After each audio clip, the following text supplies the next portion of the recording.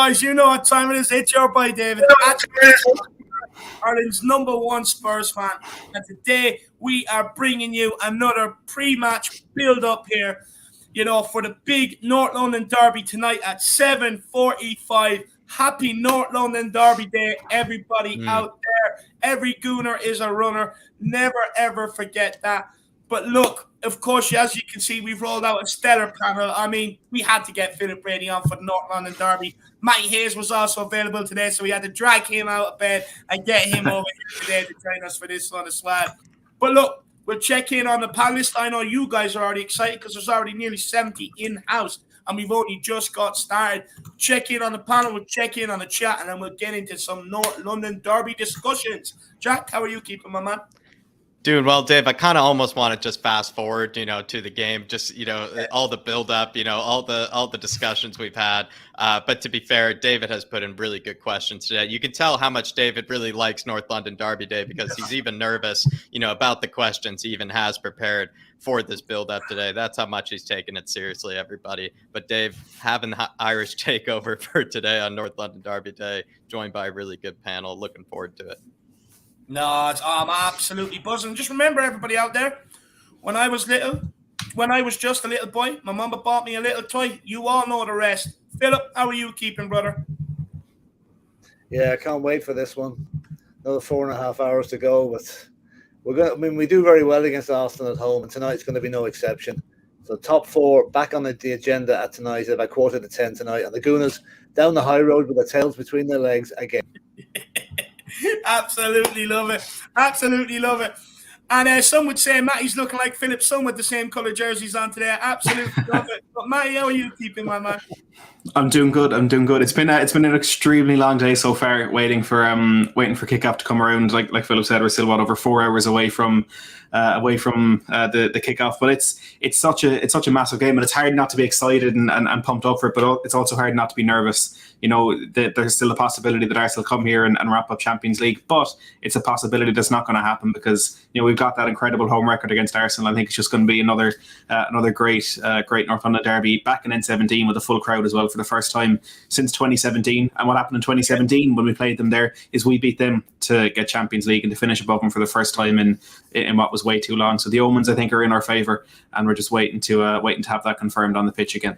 And plus something else to take away your nerves, Matty. I mean, the last 19 North London derbies just in the Premier League, the away side has only won it once, and that was Arsenal back in 2014. There's been 6 draws. So, look, the home team usually wins the North London derby, so there is no need to be nervous whatsoever, my man.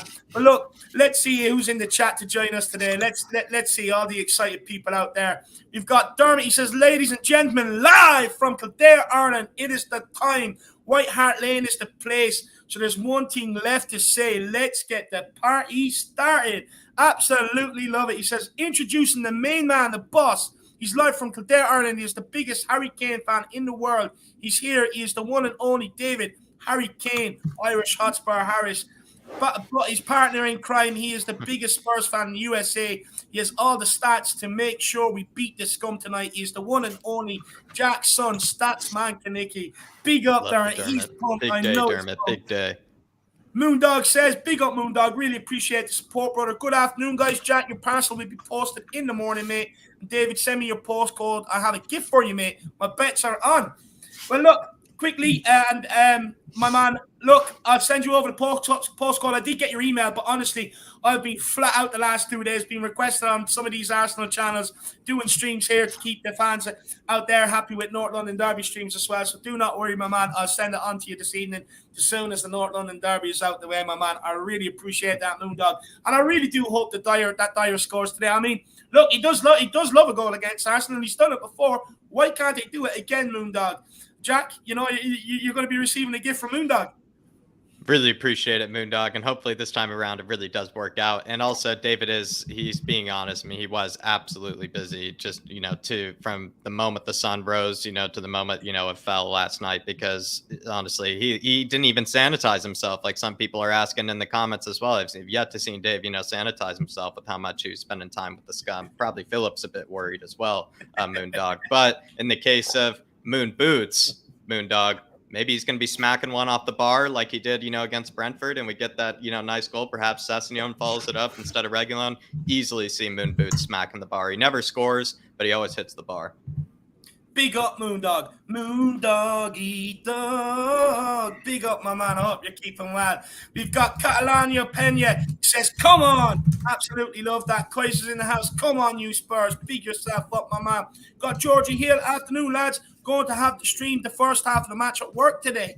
Already gave them a heads up that it's not on the derby day. Big up, Dave and Jacko. Let's smash these runners. Come on, you Spurs. I love that. Just sending the boss an email. It's just like, look, I will be there. Physically, I will be there. But at the end of the day, you have to understand the priorities around here, that it's not London Derby Day, and my production may be low. Just for one day, but my production will be non-existent. I love that, George. Just for a few hours. Yeah, productivity would be low just for a few hours. And maybe if we smash him 4-0, who knows? Maybe George might be just working on overdrive. Maybe he'll be working faster than he ever did. Big up, George. You won't. He'd be down to the bricklayers, to celebrate. Nick I guess either outcome, yeah. Nick Ermelock says, good afternoon, Jack and Dave. And let's beat these tonight. Come on, you Spurs. Bury Hotspur, big up Dave and Jack. Declaration. Spurs 3-0, draw with Burnley and smash Norwich. Don't worry, Butlers FC will lose to Newcastle. Top 4, baby. Come on, you Spurs. Come on, you Irish Army. Come on, you Flat Cap Army.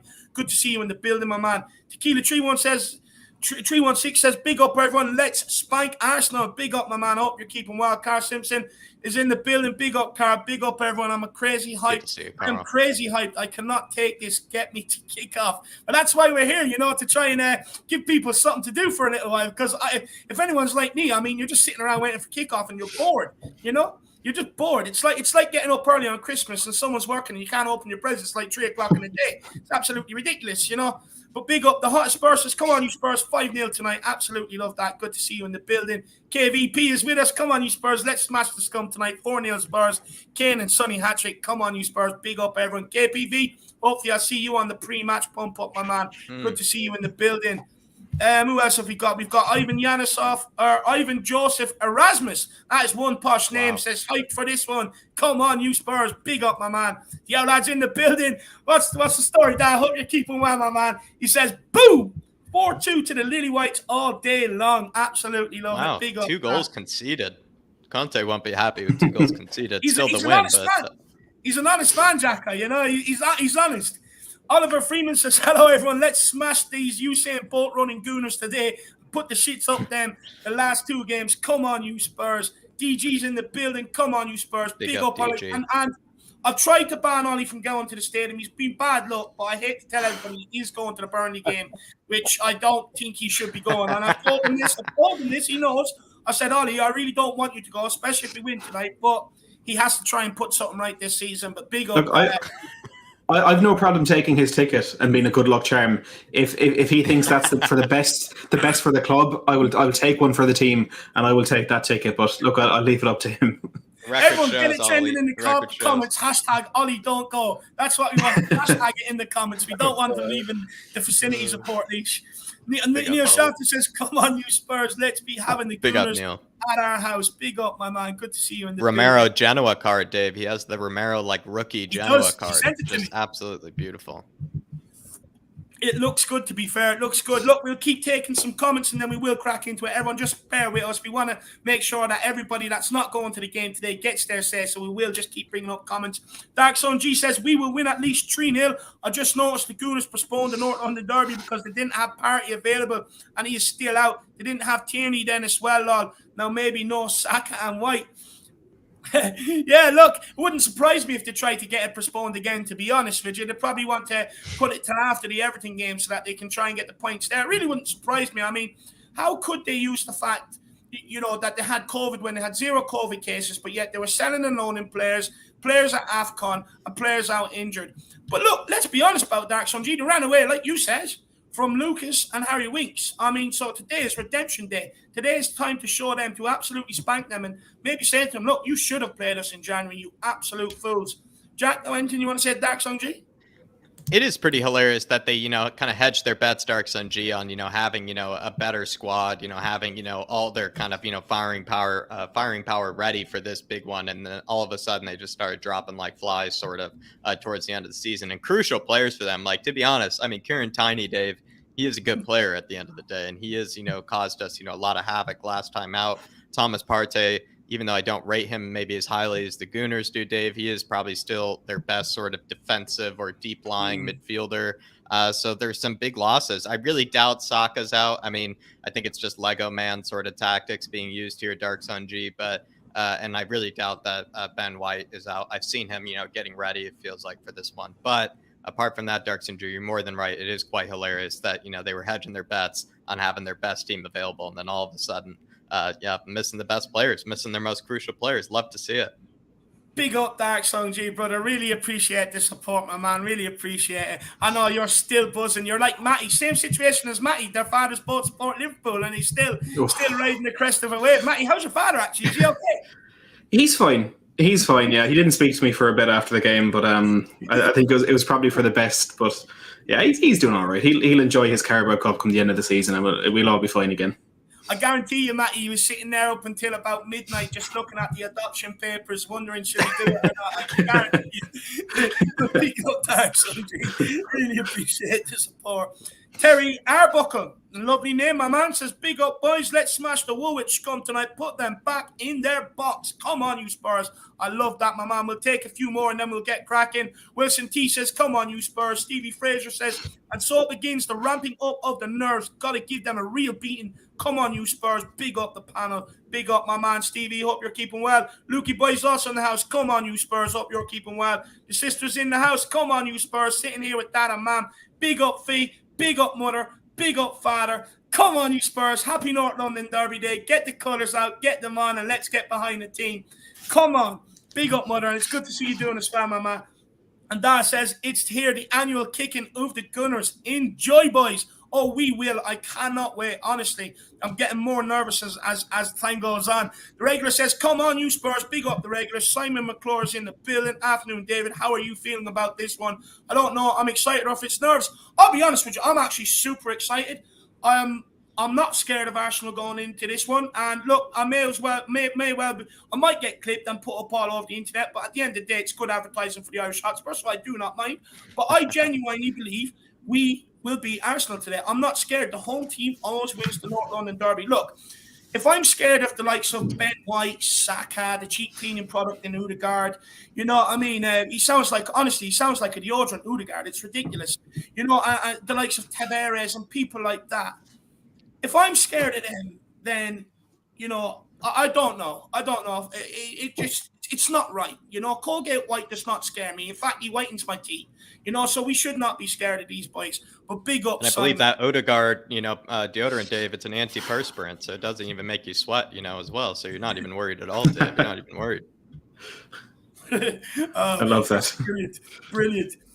Big up, Simon. Big up on your bike, Scott. Big up, Mark New as well. Hope you're keeping well. Dark Sun G says, Kulu and Ben, first London Derby versus West Ham was great. I hope they play even better than when they played the Hammers, because this is the main derby for us Spurs. We'll pass this one off to you, Matty. Kulu and Bentico, first North London Derby today. How do you think they'll fare? Oh, they're going to have a good time. If there's one thing they know how to do over at Juventus and over in Italy, it's derby days. And I think Bentancur is going to get fully stuck in against what could be a difficult midfield battle. But Kulusevski knows he has this battle to sort. Is it Kulusevski or is it Saka? The four of us here know the answer who the better player is, but it's time for him to go out and show the other half of North London who's really the best right winger in town. So it's going to be an exciting fun one seeing them get out there the first NLD outing. 100%. And Philip, my man, also says, shout out to Philip. Hope you can get a word in. Well, Philip, we're going to give you a word now, my man.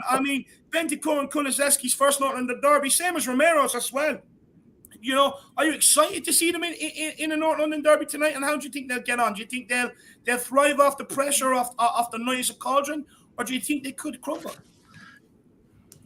Oh, I'd say they've been well prepared for this by Conte, and the other players are well used to the North London derbies. They'll be shown the videos. They'll be shown what happens here, And and as you said before, this is going to bounce back nicely on Arsenal because they were scared of us in January when we had Winks and Lucas. Now look what they're facing. So I really think now that they've shot themselves in the foot on this one. And let's hope that continues with the way they play tonight, And just to say something with Dog Sun G and the West Ham derby, the West Ham fans think the Spurs game is their biggest game of the season. To us, the West Ham game is a warm-up for the Arsenal game. That's all it is. They will never, ever the kudos of having a real big derby against Spurs, because this and Chelsea are our two big games. West Ham are the support act. They're irrelevant, and they went out of Europe. And they can't cancel me either. It's a win-win against West Ham every day of the week. Big up, Phil. Absolutely love that. Big up, Dark Sun G, brother. I hope you're keeping well, my man. Let's keep going. We've got Welsh Gal in the building. We've got Chris, Paul, Gregory. Good to see you in, my man. I'm sanitized. Don't worry. I had a big shower last night after sitting on the Arsenal channels. I felt a bit dirty, to be honest with you. But you can check it out. I gave it to them. I did give it to them. They enjoyed it too. They had no option, because I wouldn't shut up. They had no option but to enjoy it. But Moondog says, I feel so pumped I could crash a grape. Come on, you Spurs. I think you should have said smash a grape. That's what you should have said. Just what one are you going for? Are you going for red grape, white grape, man? And look, if you're inventive, crash right into it, Dave. Wine. If you're inventive, you can turn it into wine, my man, and that definitely helps settle the nerves. Big up, Moondoggy. Good to see you. He's going to be smashing him on the table with his fist, Dave. He's just going to be smashing him on the table with his fist. He's just got something, I love it. I'm sure Romero feels like that right now. Romero must smash. Moondog must smash. I can't wait to see Romero in action today. I actually really can't. He's going to devour some of them little gooners. I mean, look, Arteta had to get the permission slip signed off the parents. The squad is that young. I almost feel like there's something a bit dodgy going on over there, to be honest with you. But Dark Zone G says, I read an article that the ref today is Tierney of all people. That article said that we have an 8% win rate. We only won once under him. We will win today and bring it to 2 wins. Some brace incoming. Jack, anything you want to say, Dark Zone G, here about Paul Tierney, the referee?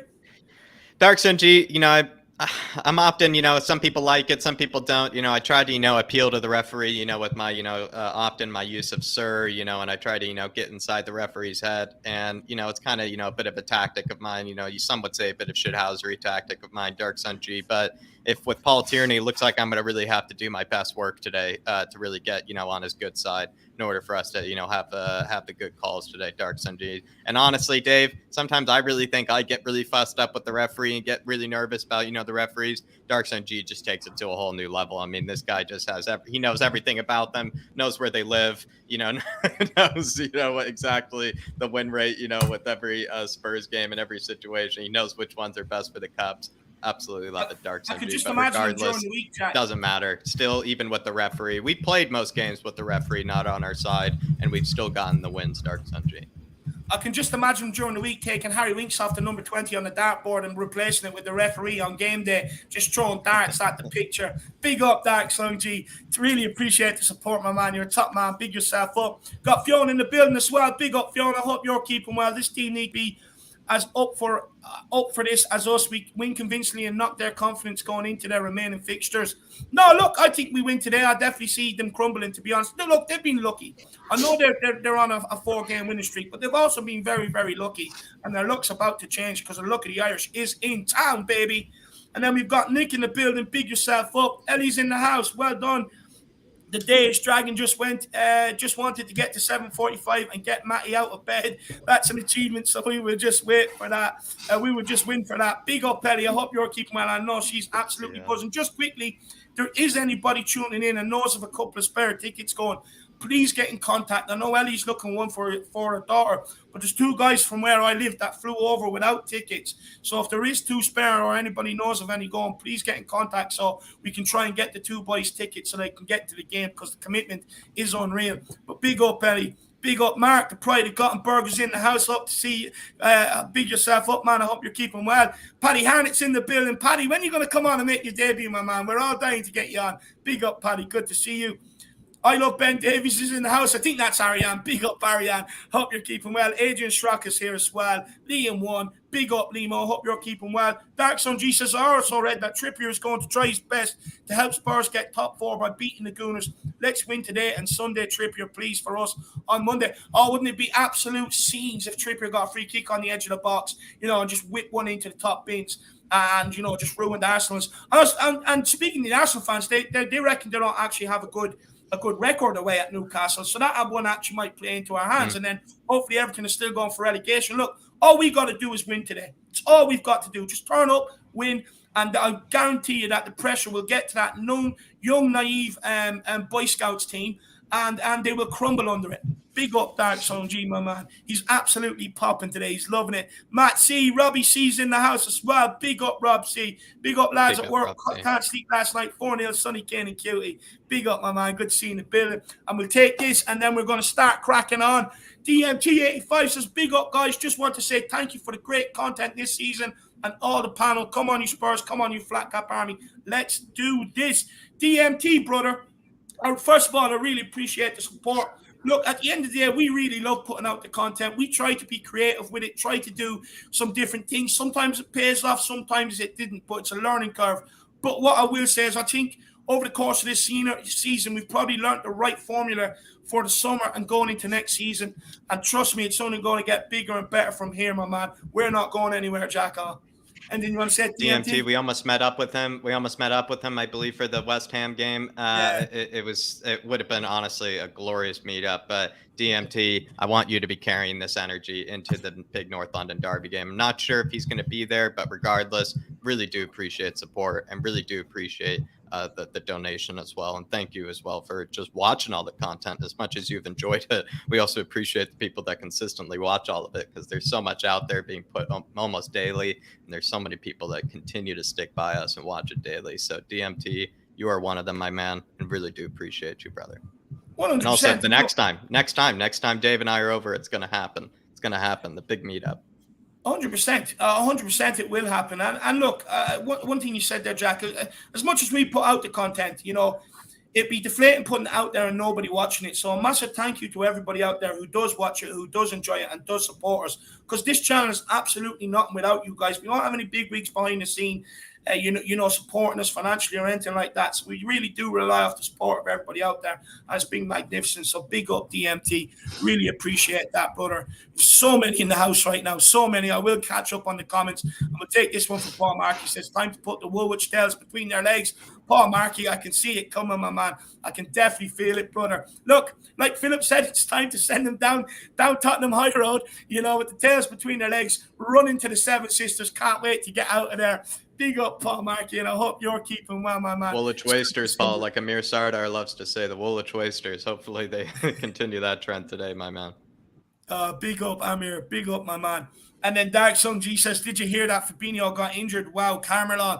Yeah, well, he should have been suspended, Dark Sun G, so it's not really a consolation, my man. He really should have been suspended. He just got away with assault. I mean, if he'd done that outside, on a Friday or Saturday night outside any nightclub, he'd be locked up. Especially with that elbow on Sonny. I mean, that's absolutely ridiculous, Dark Sun G, but big yourself up. And then we have Rashad Chowdhury. Let's go. Come on, you Spurs. Big up, you guys. Big up, Rashad. Really appreciate the support, my man. And hopefully you have a good day, enjoying the day. But look, guys, we are going to crack into it. We're big up Sue Smith. We're going to start getting people, the likes of Matty and Philip in now, guys. Everyone, make sure you smash that like button. Smash that subscribe button if you are new. Get your comments in the chat. We will bring them up as we go along. But if you feel like skipping the queue at any stage, feel free to get it in the super chat. We'll get it up and we'll all have a good discussion on it. Let us know your thoughts, whether you agree, disagree, your feelings, or even what a North London derby looks like, or any of your favourite memories from a North London derby. But look, we are going to crack into it, guys. I'll just quickly tell everybody everything they need to know. Of course, we are home at the magnificent Tottenham Hotspur Stadium tonight. Kickoff is at 7:45. The referee is Paul Tierney. In the VAR room, they've drafted in Mike Dean for this. Could be an interesting one there. For all the USA people out there that want to watch it, it's on USA Network, CNBC or whatever it's called. In Canada, it's on The Zone, and in the UK and Ireland, it's on Sky Sports. And guys, hopefully we do see everybody back here at 7:30 tonight for the watch along here on the Irish Hotspur. Come and join, myself and Jack for the game, potentially Matty Hayes as well. But big up everybody. But of course, injury news quickly. Matt Doherty is out with Ollie Skid, Tangang, and Reglan all out for the rest of the season. No new news there. We at Tottenham TV did tweet earlier on. I haven't seen much since about this, but apparently Romero has had to have an injection into his hip, but he will play this game. I'm not sure how true that is, but just keep an eye on that. And then for Arsenal, Kieran Tierney is out and Thomas Partey is out. We reckon Ben White and Saka probably will start. I think it's Arteta trying to play mind games, the bloody idiot. But look, we'll start with you, Philip. This North London derby, which was scheduled for January but was postponed until May after Arsenal did a runner. This derby didn't need any more needle or spice to it, but there is. It's not just bragging rights on the line, Philip, but it will have massive implications in the race for the Champions League football. Arsenal know a win would secure them a top 4 finish. Meanwhile, we find ourselves 4 points behind and need a win and pray Arsenal slip up against Everton and Newcastle. And basically, we just want to avoid seeing the Gunner fans celebrating Champions League finish and even worse, St. Tottenham's Day at our stadium, our home territory. We cannot let them violate us like that. This is a mouth-watering game, Philip. But what I want to know, is this the biggest North London derby in years? Well, I can remember 1971 when they won the double at White Hart Lane. And I remember, I think it was 2005, was it, when those that called the Invincibles also won the title at our place. Tonight is as important as those two games were at the time. And I just do not want them to get the hat-trick tonight. Because can you imagine what we're going to have to face if they win tonight?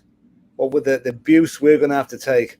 I mean, we finished ahead of them since 2017, and we win tonight, and that run is going to continue because there's no way they're going to collapse if they lose tonight. They have 2 difficult games coming up against Newcastle and Everton. One team still fighting for safety, and the other team playing pretty well, apart from the game against City. We have got 2 relatively. Now, Burnley is not going to be easy because Burnley are still scrapping. Norwich seem to be lying down and dying for everybody at the moment. So tonight is very, very important. And I hope the crowd plays their part tonight. I would say the atmosphere tonight will probably be the best it's ever been at the new stadium because they just know, both sides know what's at stake tonight. And I mean, Conte is the man to get this. He's much more experienced at this type of game than Arteta is. Arteta won't have been through, and this would be the biggest game of Arteta's managerial career. He's not used to pressure like this, whereas Conte is. So that factor alone will be enough to see us over the line. And to really put the icing on the cake tonight, wouldn't if Son got a couple of goals to bring him level with Salah and the Golden Boot. So let's hope it's a double celebration tonight. We put the Gooners in their place, and Son goes for the Golden Boot. I really do hope so. I mean, he can definitely put pressure on Mo Salah tonight by grabbing a couple. Matty, look, I see some people not happy that this North London derby is being built up. They're saying that it's 2 shit teams going at it, you know. And what's your feelings? Is this the biggest North London derby, you know, in years? And are we right to hype it up, or do you agree with some of the other fans out there where they say what's the point of hyping it up? It's 2 shit teams going for 4. Yeah, look, these games are always going to be more important to the teams that are involved than the teams that aren't involved, and that's just the way it is. I think it's a very lazy way to look at it and say, oh, it's just 2 teams that shouldn't be fighting for top 4. Ultimately, if we're in a position where we can fight for top 4, we deserve to be there because whether we're good or bad, it's about being better than 16 of the other teams or 17 of the other teams in the league to get in that position, and that's where we are. And really, what would be the point of all this if we weren't hyping it up, if we weren't building up, if we weren't getting excited? I mean, days like this are what football is about. You know, if we were 19th and 20th at the bottom of the Premier League with 0 points each at this stage of the season, we'd still be hyping it up and we'd still be going for it because bragging rights mean so much to so many fans. But it's the very opposite end of the spectrum. And for the first time, probably the first time since I can remember, it's 2 teams in very good form, playing good football, right, and actually fighting for something that really matters going into this game. You know, before it's always been one team playing really well and one team on terrible form or about to sack their manager or just not being at it. And look, that's all well and good because I think in those games it's a bit more exciting when form does go out the window. But right now, I think this is set up to potentially be a Premier League classic, and it could end up being a 0-0. Of course, it could, but I think this is one that is really, really going to be a very, very exciting game. And it's funny that it's opposition fans saying that because they're the ones that are going to enjoy this more. Because I don't know about you, but I'm not going to enjoy any second of this game, no matter what way it goes, because I'm going to be so stressed and so terrified about the potential of what could happen. So it is those opposition fans that will enjoy it more.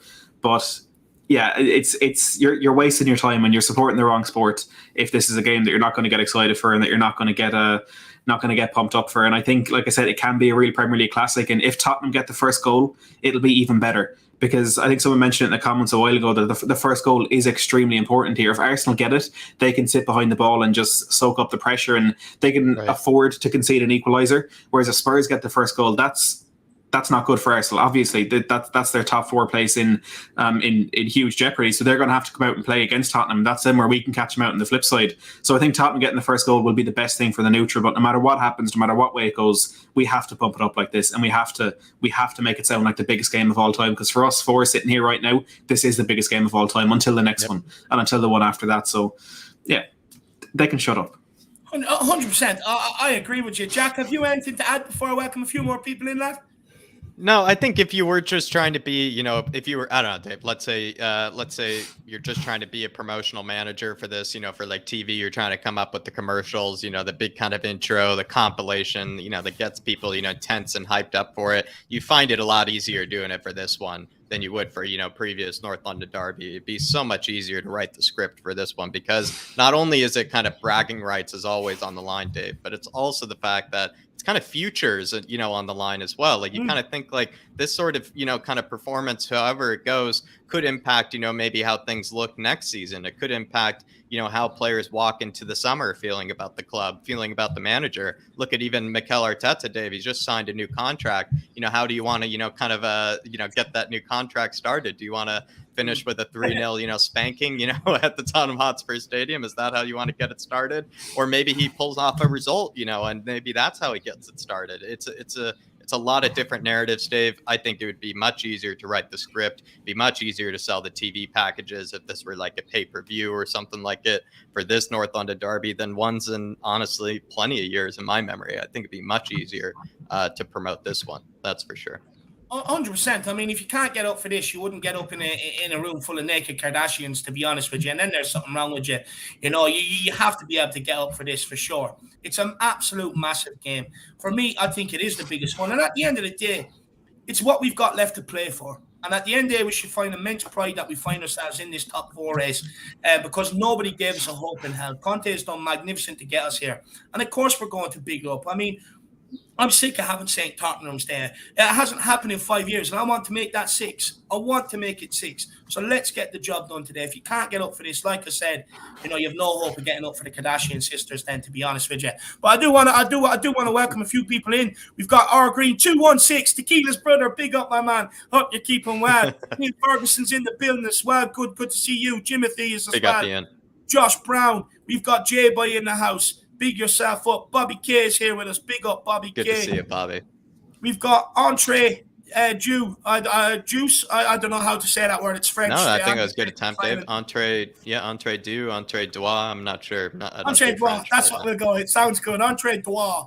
Derek Hutchinson in the house. Big up, my man. Keith Edwards, good to see you in the building. There's a few people. Tom Hillier, good to see you. Salker. John Gerard Doran. Wayne Bonner. Big up, my man. Andy Midges here with us. We've got Wembley 1, Ricky Nato, good to see you in the house. We've got Carlos Farnos. He says, the missus and the kids have come home. I've marched them upstairs, put the Spurs shirts on. Also getting them to stay up. Absolutely love it. Absolutely love it. Big up, Carlos. Hilsey joins us. Leighton Evelyn, Carl Higgins. Big yourself up. We've got Randy Bobandi. Says, come on, you Spurs, living in Australia after being a ticket holder at the Lane for years. With my dad, 4:45 a.m. kickoff. I'm in it for the long haul with a few beers. Come on, you Spurs. I absolutely love that. Good to see you in the house. The Bolton Dude is up as well. Big up the Bolton Dude. Good to see you in, brother. Good to see you at the Bolton Dude. But look, next we'll get on to is a bit about the TIFO display that Tottenham Hotspur will be displaying at the stadium. And again, I want to hear Philip's thoughts on this. Yeah. Philip, Tottenham have said, they sent out an email to all season ticket holders, and they have said they will create a TIFO display which reads, Dare Dream Do in the South Stand, to add to the atmosphere that the fans are going to create for tonight's vital North London Derby. But should we not be doing this for every game, no matter who comes to play us at the stadium, and turn our stadium into a fortress and a cauldron that is not you won't be able to find anywhere in world football? Yeah, no, I don't know if you do it too often, it loses its effect. I think tonight's the ideal game to do it, against the Gooners. And mind you, I'd probably be better if they sent out an email saying, please put up "fuck off, you Gooners" in the South Stand. That'd be better, but that's never going to happen, No, I would keep it to the big games, I mean, you do that at a game when you're playing Norwich. It's not going to have the effect. If you do it for Arsenal, Liverpool, Man United, Man City, yes. But I don't think for every game, Plus the cost of it, and people would get, half the crowd will forget to bring their whatever they're supposed to hold up, and there'll be gaps everywhere. So no, have it. Yeah. Well, that's fair enough. I remember they did it the last game at White Hart Lane. That was brilliant. Everyone had their flag, and that was absolutely superb. But that was a special occasion. So tonight's a special occasion, and I'd keep it for the special occasions. What do you think of the motto, Dare, Dream, Do? Why not to dare is to do?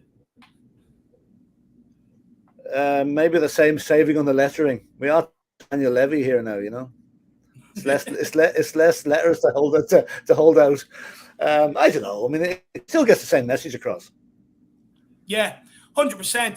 And I'm sure Brian Daigle will have one in the summer saying, identify, pursue, and buy. I'm sure he'll have one in the summer at his protest doing that. But I mean, Matty, where do you stand on this? Do you think we should be doing more, every single game with the stadium we have, or do you agree with Philip that it should only be saved for special occasions because it loses its meaning? I think we need to find something to do. I'm not sure if a TIFO is the way to go, because I agree that for the big games, I mean, there'd be no excitement, there'd be no buzz, and we wouldn't be talking about it for this game tonight if it was something that we did every single game. So I do think we need to find something, but we also need to have something for the big nights. We remember those TIFOs from the Champions League the first season we were in the new stadium. I mean, that first one in that game against Manchester City is something that I'm sure we'll all remember for forever. But yeah, I completely agree with Philip that if you do it all the time, it just loses that buzz, it loses that excitement. But we do need to find something. I mean, we're trying to find Can't Smile Without You doesn't seem to be going down too well. So I like that the club are trying this sort of stuff, because we know when they built this new stadium, they made it compact and tight and close to the pitch to try and keep that atmosphere from White Hart Lane, and it hasn't quite worked. I mean, if it wasn't for the South Stand, you'd go into the Spurs game during a match, do your studying at times. But I think that trying these different things and finding a way to really make this something that's our own and something that will get that excitement up in every game is a good way to go, but maybe not a TIFO. Jack, any thoughts on this, my man? I mean, where do you sit on the side of this? Do you agree with Philip or more on Matty's side? I think the Dare Dream Do, Dave. I think it's just coming from, probably just someone told Daniel Levy, like, listen, it just sounds, nicer, it's snappier, it's, triple D. I'm not. I think it's just, I don't know, Dave. Sometimes I'm a bit kind of like that, maybe a bit OCD when it comes to things like that. Probably just a bad suggestion that Daniel Levy took too seriously there. I wish it was the actual motto, just like you guys. When it comes to, doing these things a bit more often, I'm kind of with Philip. But my only thing would be nice to maybe see a bit more kind of banners perhaps in the stadium, maybe allowed, over some of the, I know, but then you're putting it over like the big fancy electronic screens. So like, where do they really go? That'd be nice if you could see like more banners, because I know sometimes they represent certain neighborhoods, Dave, or, certain kind of districts, or they can represent even something across the world. And I know they'd like try to flash it, across the big screens, like Boston, Spurs, Johannesburg or whatever, Spurs and stuff like that. But it seems a bit kind of too flashy. It'd be nice if there was more of that homey feeling with kind of maybe more kind of banners and things like that. I know with the flags, you can't have them be too big, and I kind of understand the logic for that. But maybe, I don't know, I don't have good suggestions, Dave, but I know why he went for the Dare Dream Do. Yeah, for me, it's buzzwords. I'd rather, have to dare is to do, to be honest with you, or have it in the Latin. Either I'm not even going to attempt it. But that's what I would rather, to be honest with you. Maybe a big T for Son or Kane or something like that as well would be absolutely awesome. But look, where I stand on it, I would like to see a lot more flags, banners, and stuff like that in the stadium. Representing different supporter groups and stuff like that. I think it'd be awesome. I would also like them to get the song sorted out, because look, the Can't Smile Without You, I get it. I like it. It's Mickey Hazard's favorite song, but for me, it just doesn't get you pumped up, excited. It doesn't make you really want to stand up, for me. So for me, I would like to see a bit more going on in the stadium. Maybe not the Tifo every game, but I definitely want to see that South Stand used Something a hell of change. a lot more. But again, them smaller games, why wouldn't you do it for the smaller games? Because we've seen so far that some of these players struggle to get up for it. So maybe having something in the South Stand in some of these games might actually get them up for it. Having a song that fans can just get up and inject a lovely bit of atmosphere, a bit like, Liverpool's You'll Never Walk Alone, especially in games like Brighton and Brentford, where it tends to be a bit dull. Then it goes to the players on the pitch, it's slow and everything else. Maybe it might actually start getting them up for it. And me personally, I would like to see it across all games, to be honest with you. I want, when people go there, that it's a bit like a carnival atmosphere. Obviously, I think that will come as the hopefully they provide the players and the players come in and there's good football on the pitch, and that will bring the carnival atmosphere. But look, I definitely want to see something in the South Stand for every single game for sure. Dark Song G says Son has 3 goals in the last 3 games versus the Gooners at home. I thought it was 2, my man, but big up. Absolutely love that. And I expect him to get another one today. One of them was that absolute screamer, in the lockdown, cutting in on his right foot and bending it in, Dark Song G. Hopefully we see another one today, my man. DDMK 1985 says 5-1 Spurs. He's going big, my man. Absolutely love it. He's getting the same feelings and vibes as me. He just thinks that something big is incoming. Big up, my man. I hope you're keeping well. Bobby K's in the building. He says, Sun is shining. 3 Spurs boys going to the pub. Time to smoke the Gooners. Much love to David, Jack, Philip, and Matty, and of course, everyone in the chat. Yeah, look, hopefully the boys have a good time at the dentist. That's the excuse used for the school. Hopefully the boys have a good time at the dentist. Oh, and he's going down to the Scotland Yard and they have a red carpet of Arsenal jerseys. So Brian Dager keeps talking about. So enjoy wiping your feet on them, my man. And look, hopefully you, Christian and Jay, my man, hopefully you just enjoy the game and we get the result. And it'd be nice to maybe see you do a little something down there for your channel as well.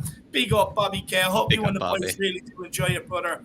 And then the bottom do it says this is the only time the ingenious Arteta is coming this close to top 4. Pep, Klopp, Tuchel, Conte, Ten Hag, and the Newcastle money next year. Arsenal will be lucky to get top 8. And I agree with that. The bottom do. I'll be honest with you. For me, I think the only reason why they're in the running is they went out of the FA Cup nice and early, and they have no European football. They played 1 game a week more or less the whole season. It suits them. But the difference between Conte and Arteta is when Conte played 1 game a week with Chelsea, he went and won the league. That's the difference between these 2 guys. Look, Arteta, if once European football comes back round, they'll have a similar season like they did last season. In a way, I kind of hope they do believe in Arteta, even if they miss out and keep him, because it will really show them that, hang on, this guy is not the guy to take them to the next level. They've been aided by having 1 game a week this season, and they're jumping up and down and everywhere. I can't wait to give them a smack of reality tonight, the ball and do it. I really can't. Send them down to Seven Sisters in tears. Where's the next tube coming from? 2 minutes? No, it's too long. I cannot wait. I cannot wait to go and do it. Big yourself up, brother. And I agree. Look, with the likes of Conte, Pep, Klopp, Tuchel, Ten Hag, that project's going to take a little bit. But Arsenal will fall further and further behind. Arteta is just Pep's side bitch. He's a cone man. That's all he is. All he is good at is going around picking up cones or being in there super early like a lick arse and laying them out for Guardiola. That's all he's good at. Big yourself up, brother. Really appreciate the support, my man. Really appreciate it. Where are we? Yeah, what I want to know, guys, is, and again, we'll start with Matty this time. Matty, Arsenal fans keep pointing back to the 3-1 hiding we took back in September. But is this North London derby different to the 3-1 at the Toilet Bowl in September? Considering we have a new manager in the dugout, we have up to 5 changes from the squad that played the day, and that day we had no Kulusevski, Bentico, Romero, Sessegnon, or Davies that day, and we now play a back 3 instead of a back 4. Will this game give us a true indication of how we have improved since then? And do you think we have improved since then? Oh, 100%. 100%. We're a completely different team. And that's why I don't think we can really take anything from that game earlier in the season. Because like you said, all the players that have come in since then, of course, Romero was injured, but we've gone on to sign Bentancur and Kulusevski. If it wasn't for a great save from Ramsdale 5 minutes to go, it would have been 3-2. And the potential for an equaliser was on if we had that as well. So it was a very, very good start. Starting 11 different. Sorry, Matt, isn't even half that starting 11 different. Yeah. Sorry. Exactly. It's completely different. It's chalk and cheese. And Arsenal fans who are trying to get their little bit of confidence or their little bit of solace from that game are going to be in for a very big shock tonight. And let's not forget that Arsenal are, of course, missing a lot of players, as you mentioned, Tierney and Partey and potentially White and Saka. They're going to be a very different team in the other direction as well. And the biggest thing is, of course, Conte instead of Nuno. I mean, I don't want to go back to that period under Nuno, but we all know what that was like. We all know how bad that was. But Antonio Conte has completely changed his team. He's actually putting some tactics on the pitch. He's changed the formation. He's got these players motivated. He's got them hungry again. He's got them fighting for the ball. And I think the most important thing is we can probably name the 11 that's going to be playing tonight, whereas under Nuno we never could. So there's that consistency and that chemistry in the team now that we were certainly lacking at the start of the season. So it really is a completely different ball game. And I hope the Arsenal players are looking back at that game and thinking it could be something similar, because if they are, that's going to make things a whole lot easier for us. I don't think they would be that naive. I don't think Arteta would let them be that naive. But yeah, it's to compare to that game would be like comparing it to a game that was played 60 years ago, to be honest, because it is completely different. Yeah, I think so as well. And Philip, are you expecting to see a much improved Spurs team today with the changes in the dugout, changes in formation and on the field today? Do you expect us to put things right? And that 3-1, it was done by half time. I mean, it hurt. That really hurt. Do you expect it to be a much different result today? Listen, that was the Tottenham Hotspur mark, whatever you want to call it, version under Nuno, which should be erased from the history books, to be honest with you. There should be no mention made of that first 4 months of this season. The team we've got now, Conte has worked miracles. And back in the 2nd of November, could you see us being challenged for the top 4? I'd say some of us thought we'd be more like we're at the moment. Be challenging to keep out of relegation. So a totally different team. The Arsenal boys are probably going to thinking, oh yeah, we beat them easily back in September. If they go in with that mindset tonight, they are going to get one hell of a roasting. Because this team tonight, Conte has been feeding these boys on raw meat for the last few days. You can guarantee that. He wants them to go out there and absolutely eat Arsenal tonight. There'll be no tippy-tappy at the back for the first 5 minutes tonight. It's going to be straight at them. And we score early. Those boys with the crowd behind them. This could be one of the most memorable North London derbies there's been in years for Spurs tonight. And it puts down a marker. You guys think you're the pride of North London. You're not. You're South London, and you always will be. I hope I'm not eating me words in 5 or 6 hours' time, but I really do think that Arsenal are going to get an awful bad surprise. Go home really, really sore after what we're going to inflict on them this evening. I agree. Look, they better have the soda cream at the ready, Philip. But I agree. I'm expecting a big performance tonight, and I'm expecting a big enough scoreline tonight from Tottenham. I just have that feeling this week. But Jack, same to you. Do you sorry. Do you expect to see a different team like Romero at the back today? We've seen how better he is and how much improved our defence are. Bentancur in midfield, we can actually play through the midfield, and then Kulusevski keeps the whole defence honest. Better team, better system, better manager. Just, I don't know. I mean, how many things? Better situation, better stadium to play in. I mean, everything is better in this situation, to be honest, Dave. Probably the most crucial point is what I actually realized, and I probably didn't even, I think Matt was going to get to it, so I feel kind of rude for interrupting him, because when I really think about it, there really were probably a lot of players that were real liabilities in that game. Like, as much as we love Tanganga, Dave, he did not have a shining display in that one. I believe Sanchez played in that too. Sanchez didn't have a great game. Dele Alli, of course, was, I think, doing what Nuno was telling him to do, but was also just running rogue. It felt like, in the midfield, just doing whatever he wanted. Tanguy was just simply atrocious and unacceptable. Højbjerg was just left to be, just cut left and right, and also didn't do himself any favors. I think Reguilón and Sonny were kind of the only ones that had any sort of decent display. And Lucas, I remember Dave just kept, couldn't do anything with it because they just clogged up the middle. So I just expect this just to be an entirely different situation, an entirely different outcome. It's almost like if you put it in front of the mirror, these two games, you wouldn't even recognize them. No, 100%. Do you know what I think? Go on. Now, do you know what song they should play tonight? I know this Can't Smile Without You. It's a bit Radio 2 at 3 o'clock in the morning style. Tonight, the team should come out to Eye of the Tiger. Because tigers eat things. We're going to eat Arsenal tonight. That's what William Kelly wants, Philip. Philip's all I over had a this, tiger. Robbie. It's the only song. Yeah, raw meat. I had a tiger. No, look, I definitely think we should be playing something like that, or Seven Nations Army, something like that. Get them absolutely pumped up and buzzing for today's game. But guys, look, we know we're actually at our best playing counter-attacking football, but Arsenal do head into this derby knowing that a draw would be a good result. They do not actually have to come out. They don't have to attack us. They can actually afford to sit deep and put the onus on Spurs to attack under Conte. But we have actually tended to struggle against teams who do not commit bodies forward. If Arsenal do sit in deep and put the onus on us to attack, do we have the quality to break them down? And what do we need to do differently to games where we have actually struggled before, such as Brighton, Brentford, Burnley, Middlesbrough, and the list goes on? And we'll start with you, Matty. We'll get your thoughts on that, Matty. Sorry, my connection kind of went for a second there, so I didn't fully hear the question. Sorry. We'll start with Jack then. Okay. Apologies.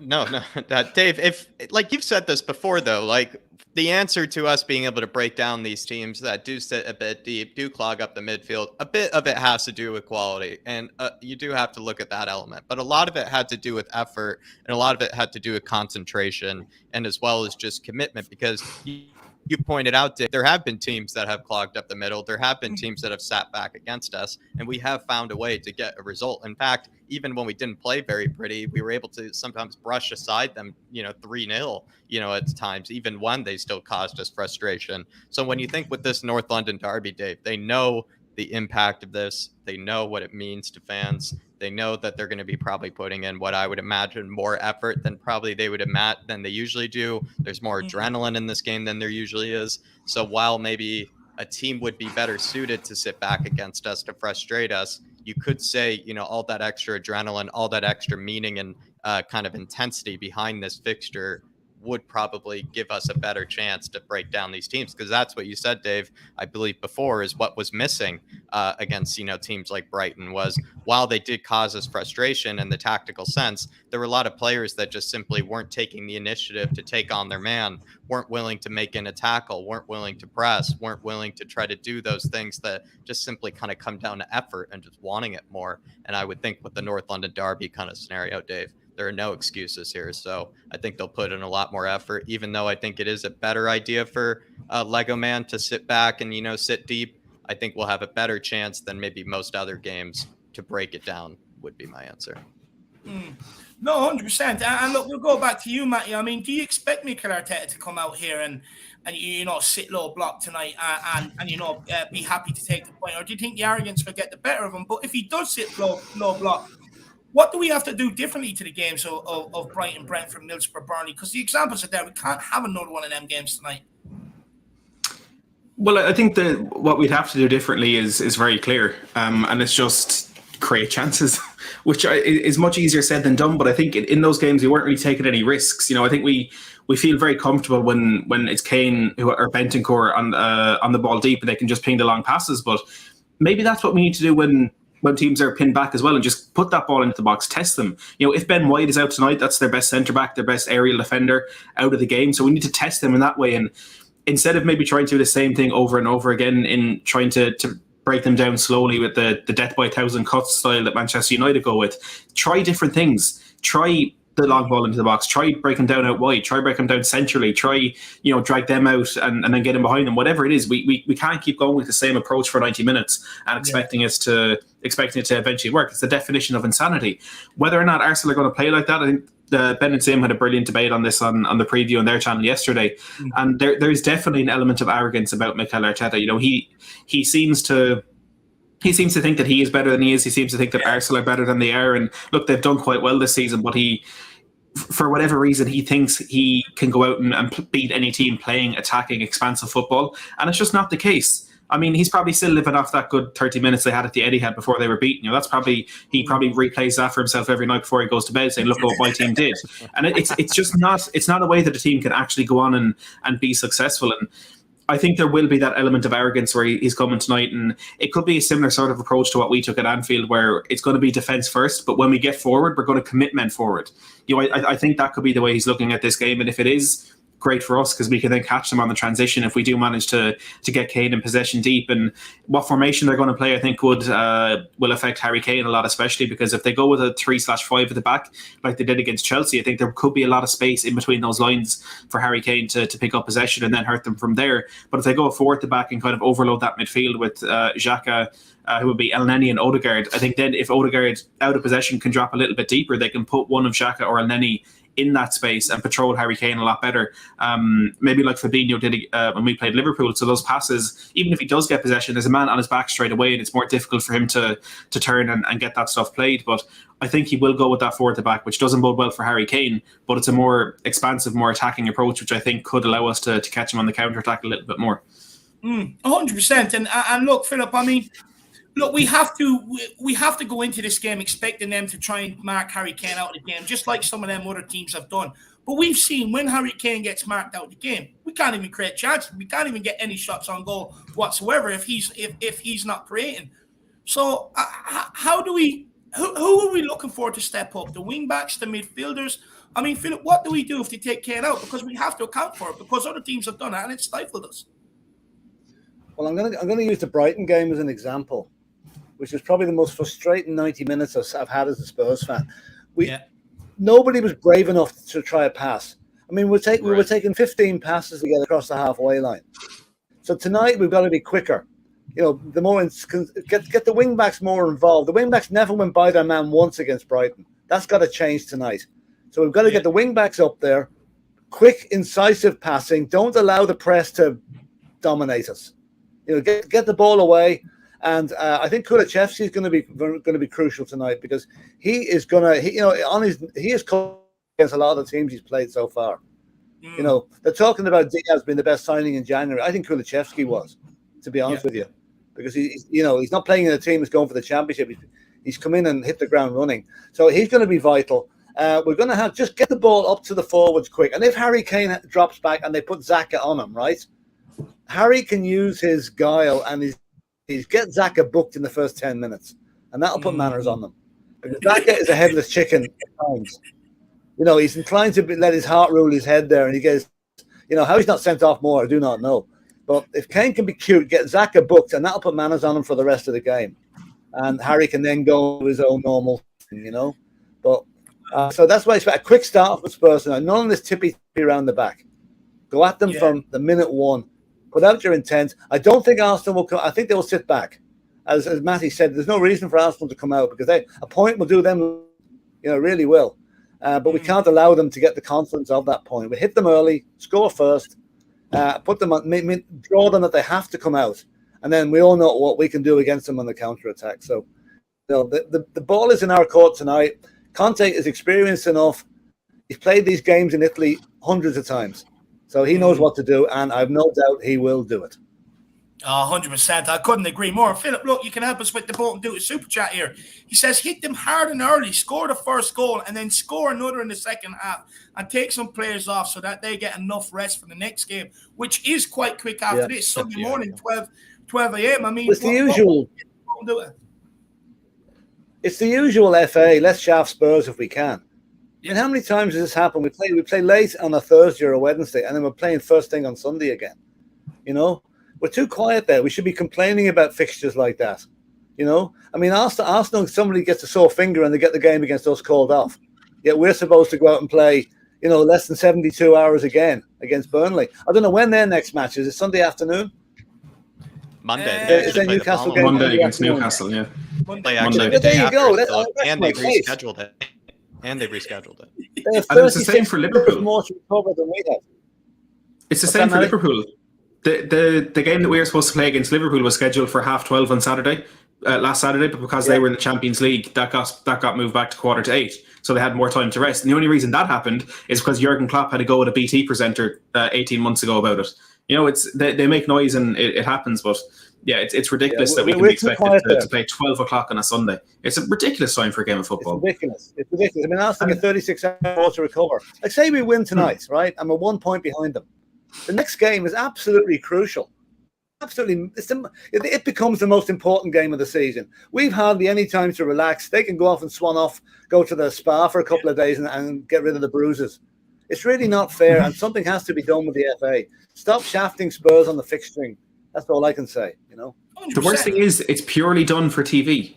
It's pure, like they had last night. They knew they're getting good views at Man City against Wolves and Leeds in their relegation battle against Chelsea.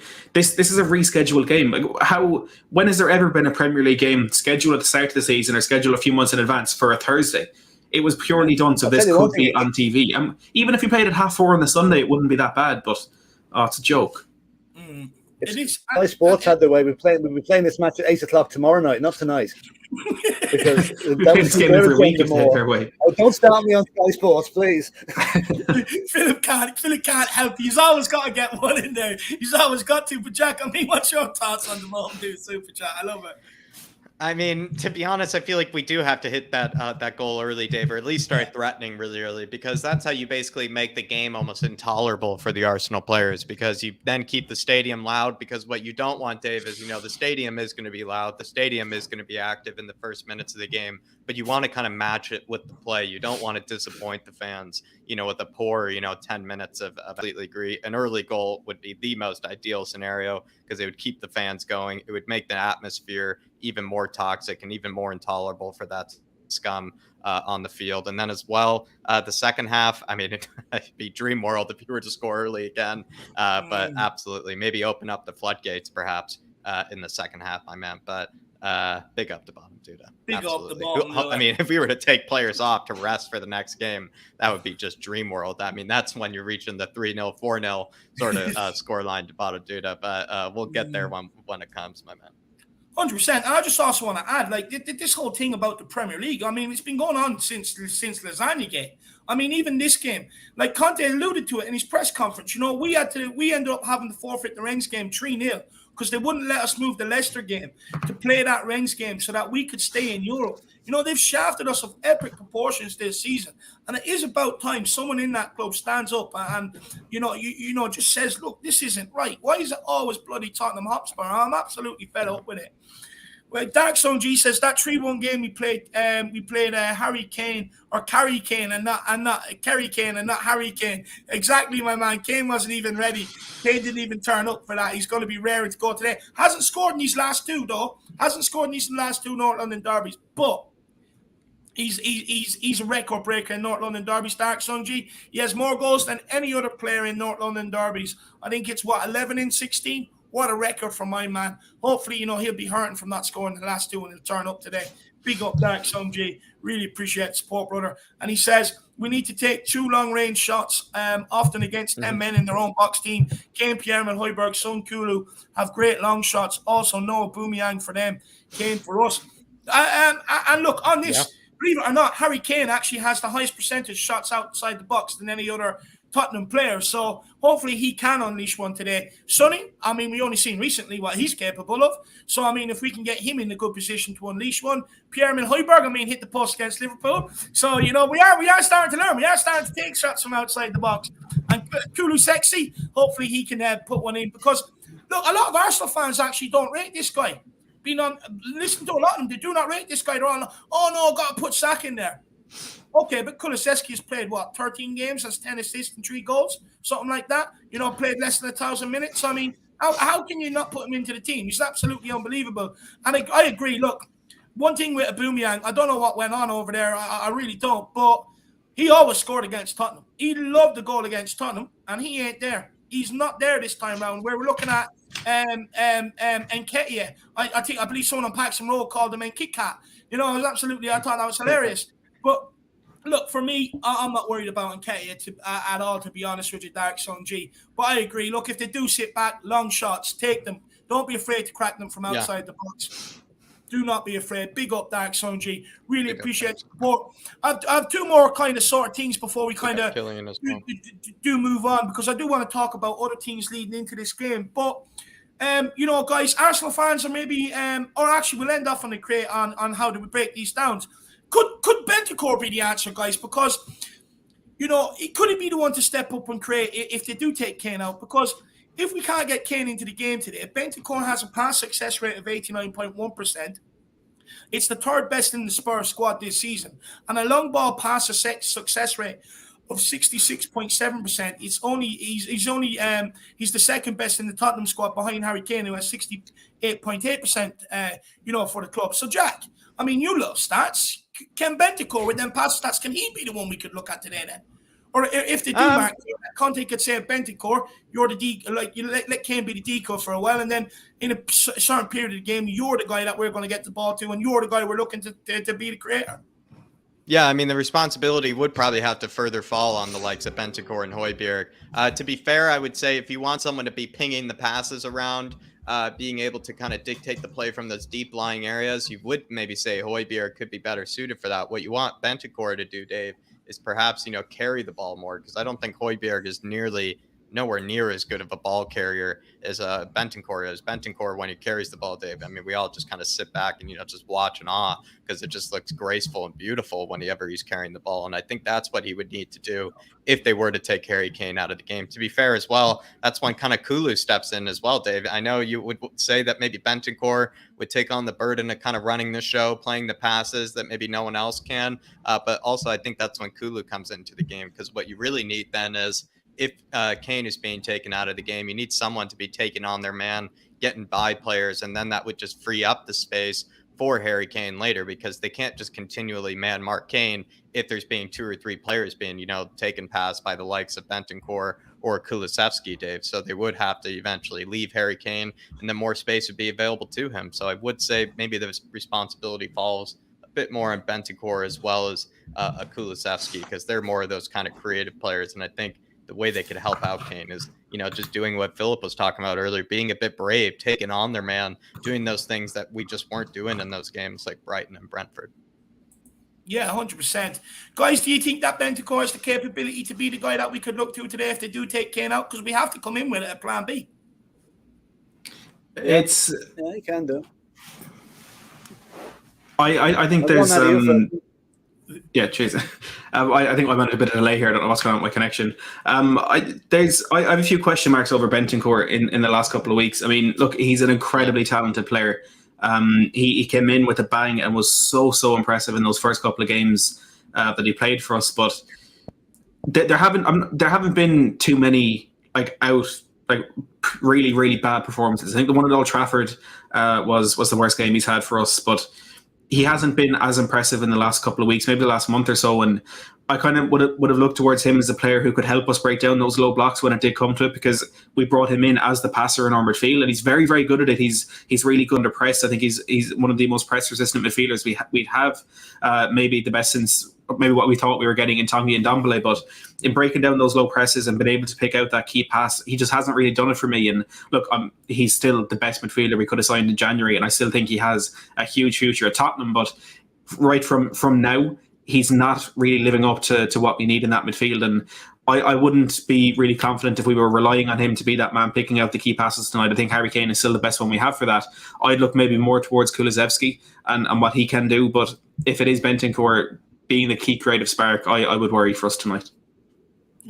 Interesting. Big up Rufus Roughcut, good to see you in the building. We've also got Brian Maguire, good to see you in the house. And then we've got the return of Killian Goobins. Good to see you, my Irish brother. I hope you're keeping well, my man. Long time no see, brother. Long time no see. The old lad says Rodrigo Bentancur will be playing with a large Cuban in his mouth tonight, flicking the ash as he sprays the ball around, snarling as he launches into the tackles. Cheered on by Romero. I mean, honestly, you should paint it. If anyone could paint a picture with words, it's you, my man. Big up, Dan. That's absolutely brilliant. I'd love to see Bentancur after the game, just sitting in a big throne with a big Cuban cigar in his mouth. That'd be absolutely quality. Yeah. Guys, I don't know about you, but I can't wait to see Romero in action tonight. For me, he's a player that is made for North London derbies. You look at and he's becoming a lot of fans' favourite player. The tenacity, the aggression, the way he loves injuring people when he goes for the ball. I really, really cannot wait to see this guy in action today. He's going to rip them apart. They'll have to bring him in, put him on, do you know them things that truck drivers use when they're bringing the stuff off the truck into a trolley? A trolley, that's it, a trolley. They'll have to put Romero on a straitjacket and a trolley bringing him down the tunnel just to keep him away from Odegaard and Saka and all. He's going to be so scared. We've got Joseph in the house. Big up, Joseph. Good to see you, my man. I hope you're keeping well. Says big up David and Jack, the OG Philip, and the transfer legend Matty. He's got great things to say about us all. Love it, Joseph. David, as I said before, my siblings support the scum, so cannot deal with them getting away for Champions League on our ground. We need to start fast. Come on, you Spurs. I feel sorry for you, Joseph. But not if we win. If we win, you're actually in the best position out of any Spurs fan. Because if I was you, I'd just grab your siblings, one in each arm, and I'd just walk them around the house giving them nuggies. To be honest with you, that's exactly what I'd be doing. I'd be like, that's what you get for supporting Arsenal. You know, you should have followed me.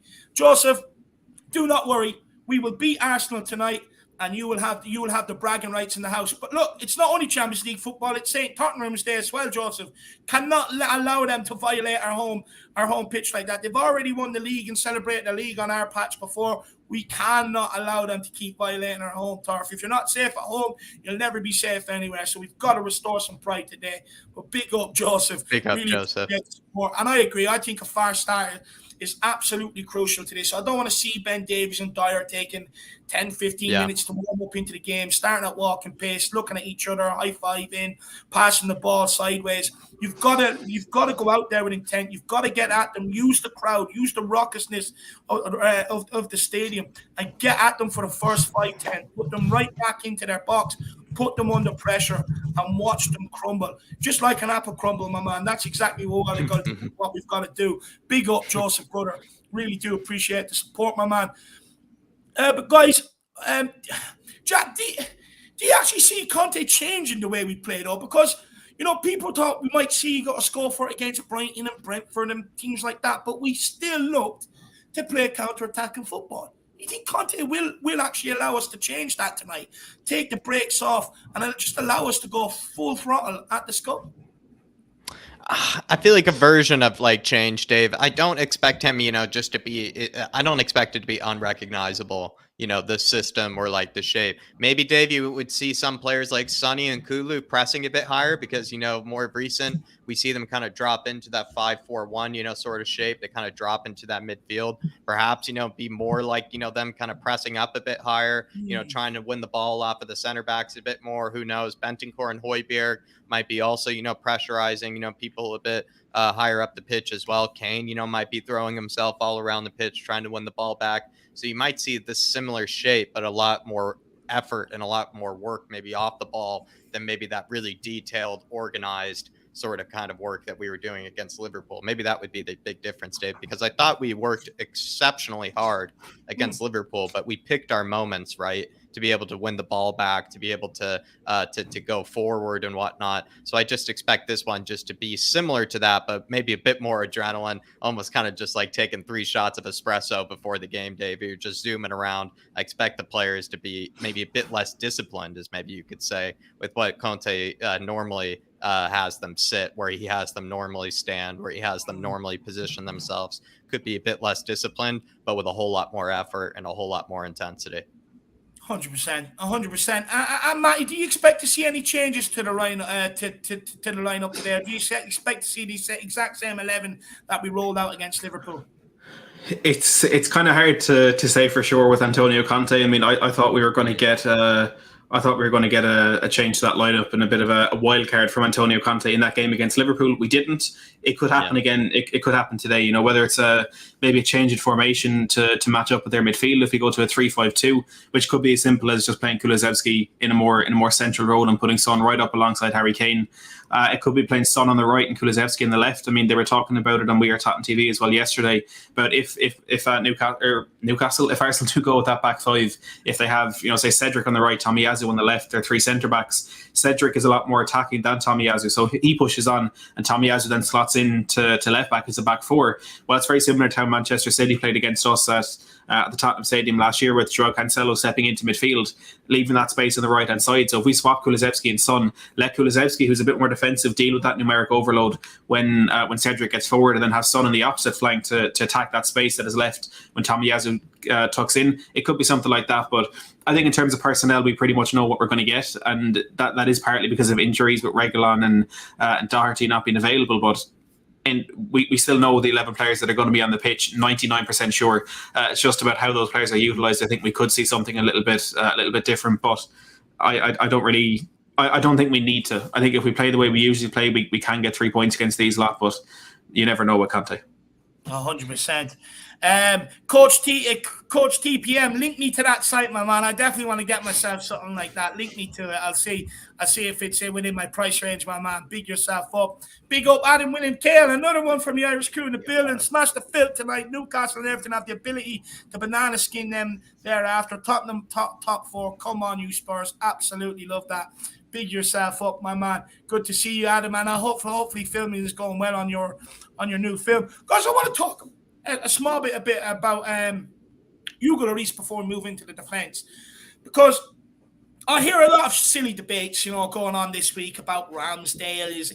Is he better than Hugo Lloris? Now, for me, I've seen big pieces done by Fraud Sports on De Gea, Alisson, Ederson, Schmeichel.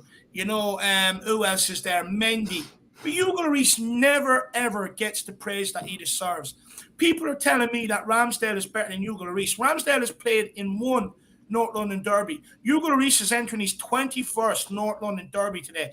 Plus, Alisson and Ederson have kept, I think, 20 clean sheets each. Third best goalkeeper in the league in terms of clean sheets is Hugo Lloris with 13. Arsenal fans are trying to tell me he's been helped because he's played with a back 5 instead of a back 4. I mean, Phil, we'll start with you on this because I know you're a big backer of Hugo Lloris. What do you think about all this nonsense? And why doesn't Hugo tend to get the praise he deserves off anybody? Because he plays. I think I know who he's going to say. What? Have we lost him? Oh, Philip. Oh. I think we've lost you for. Yeah, this is what. No, we can hear you again. He doesn't play for. He doesn't play for the historic big 4. He doesn't play for them, so he's rarely mentioned. Okay, De Gea. Gotta say, only for De Gea, Man United could be in relegation trouble this season. So he's done well, but Hugo does not get the respect he deserves. He's a World Cup winning captain. That's barely mentioned. He's kept us in games throughout his career at Spurs. That's barely mentioned. I suppose the fact is he's a quiet guy. He doesn't seem to put himself about too much or look for publicity. Sky don't give him any credit. In fact, they'd jump on him. If he made one mistake in a match, they'd jump on that. They'd be quick enough to highlight that. Always his mistakes are highlighted, but never. They'll always do that, And I mean, I feel very sorry for the guy. I mean, I think he's shown his professionalism. He's very, very consistent. I mean, could you really ever say Hugo Lloris has had a bad season since he came to Spurs? Okay, he's in the odd bad match, but that happens to every goalkeeper. Yeah. So I really think he's underrated. The fact that Ramsdale is English as well is probably getting him.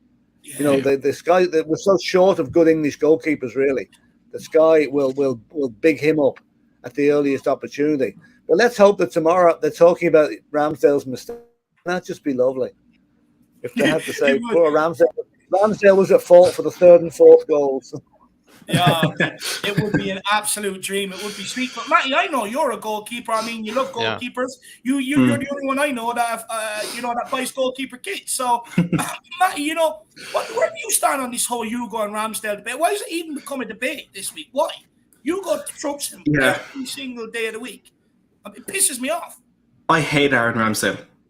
Like I can't put into words how much I hate that man. Even at Sheffield United, he was just like I remember there's a Sheffield United fan I know well on YouTube, really, really nice guy. And I messaged him when the rumours first came out that Arsenal were looking to spend 35 million on Ramsdale. And I messaged him, I was like, you must be absolutely delighted. You must be chuffed with that. And he's like, no, Ramsdale doesn't get the praise he deserves, this and that. And look, perfectly grand. I respect his opinion like that, but that's 30 million for him. He's the most over-exaggerated, theatrical waste of jersey I've ever seen on a Premier League football pitch. He makes good saves every now and then. Let's not take that away from him. But there's one save he made a couple of months ago. It was a free kick going into the top corner, and he got across and he saved it, tipped over the bar. Grand, fantastic save. But because he did it, he arched his back and he put his hand over, did a cat's tumble when he landed on the ground. Everyone's thinking it's the best save of all time. It's really not. He makes simple saves look like the most difficult thing he's ever done in his career.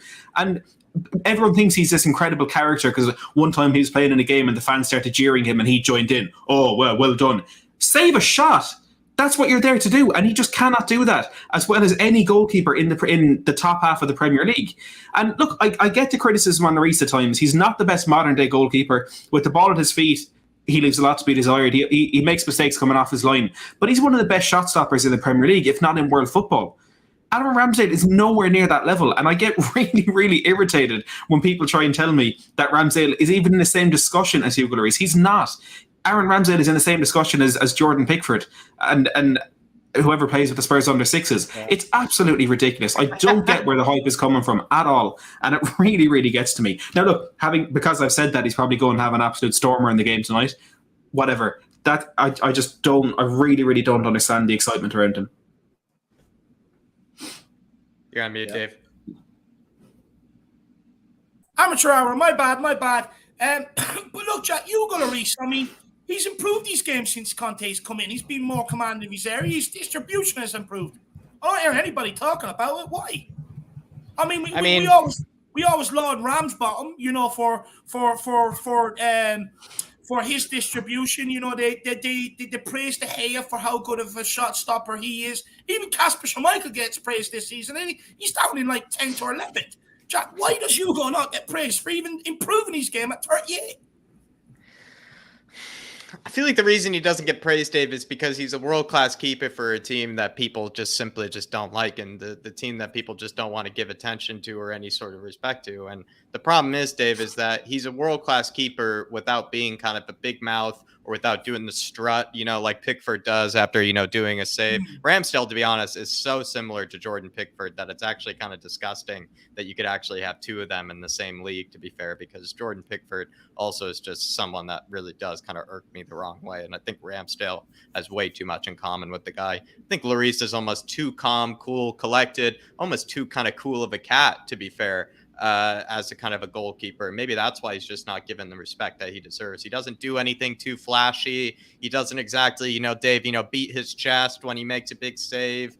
He doesn't, you know, do, like I said, the Pickford strut or anything after doing any saves. He doesn't hype up the fans or anything. And in fact, he's not even the most like imposing or like, intimidating keepers. He's actually just been a keeper that the reason he's in behind the sticks, Dave, he's probably one of the most athletic.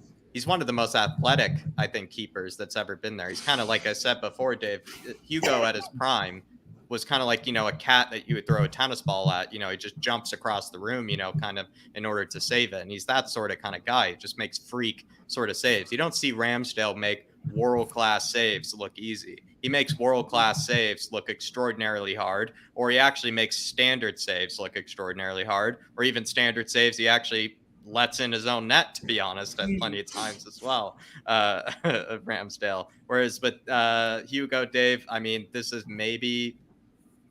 season has been the shakiest we've ever seen him, and that's barely any shakiness, like at all, when you really look at the grand scheme of things. I don't really know, Dave. I don't think there's a good answer apart from they just don't want to show any respect to a guy that, you know, has probably just been way too humble his whole career. Yeah, I definitely agree with that. I'm glad to be in the sanctuary of Spurs fans telling me how good Hugo was again, because that really got to me, you know, the last couple of days watching, no matter what stream you see, Arsenal, Tottenham fans, and they're all bigging up Ramsbottom. I mean, it's just an absolute joke. You're talking one North London derby to 20. I mean, seriously, give me a break. Dark Song G says Cutie can handle Mane, Maximum, and Antonio, the three hardest forward players to defend against in the Premier League, in my opinion. So you should have no problem defending versus Nketiah. Look, Matty, we'll let you in on this one, my man. I mean, I'll also throw, because I was moving on to the defence next anyway. So big up, Dark Sun J. It was absolutely perfect timing. But Matty, we have also only kept one clean sheet in the last 7 Premier League matches at home. But our back five was completely in sync and gave away no big chances to Liverpool. Can the likes of Davies, Dyer, Emerson, Sessegnon replicate it again? Because inconsistency has been a bit tonight. I've no faith Romero will, but can the rest of them do it again, Matty? And, you know, do you think they'll be able to deal with Nketiah like that? So G said. I think we should be able to deal with Nketiah. He's a player who's on really good form. I mean, to give it to him, he got a couple against Leeds, a couple against Chelsea, and he's a poacher. You know, none of those goals you'd say he hasn't put one in the top bins from 25 yards out or ran the pitch on his own. He's capitalised on mistakes and poor defending from opposition, which maybe is what you need in a striker when you're in the position Arsenal are in terms of fighting for that top four and needing every goal that you can get. But I have full faith in this defence to be able to keep a hold of him for the most part of the 90. But I do have a bit of fear with Dyer and Davis, and even a little bit with Romero, that they have the ability to be rash every now and then or to make a mistake. And that is where the majority of goals we've conceded this season has come in a lack of concentration, especially in those last 7 games at home, the Brighton one excluded. We won 5-1 against Newcastle. That one goal is one of those games where we've conceded, but it doesn't really matter because we've gone on to get the win. And if we concede tonight and we score 5, don't get me wrong, I'll be delighted. But I think we do need to be a bit more careful because we're not going to be able to unlock Arsenal as easily as we have any other team. So we need to make sure we're focused for that full 90 minutes. I don't fully trust this team to do that, but they have the ability, and that is certainly the case. I mean, we saw that against Liverpool at the weekend, and it will probably be a different kettle of fish because we'll have to be more attacking in this game than we were against Liverpool. But when we do put men behind the ball, if we have people like Ben Davies throwing his body at that, like he did at that Salah shot, we'll be absolutely fine.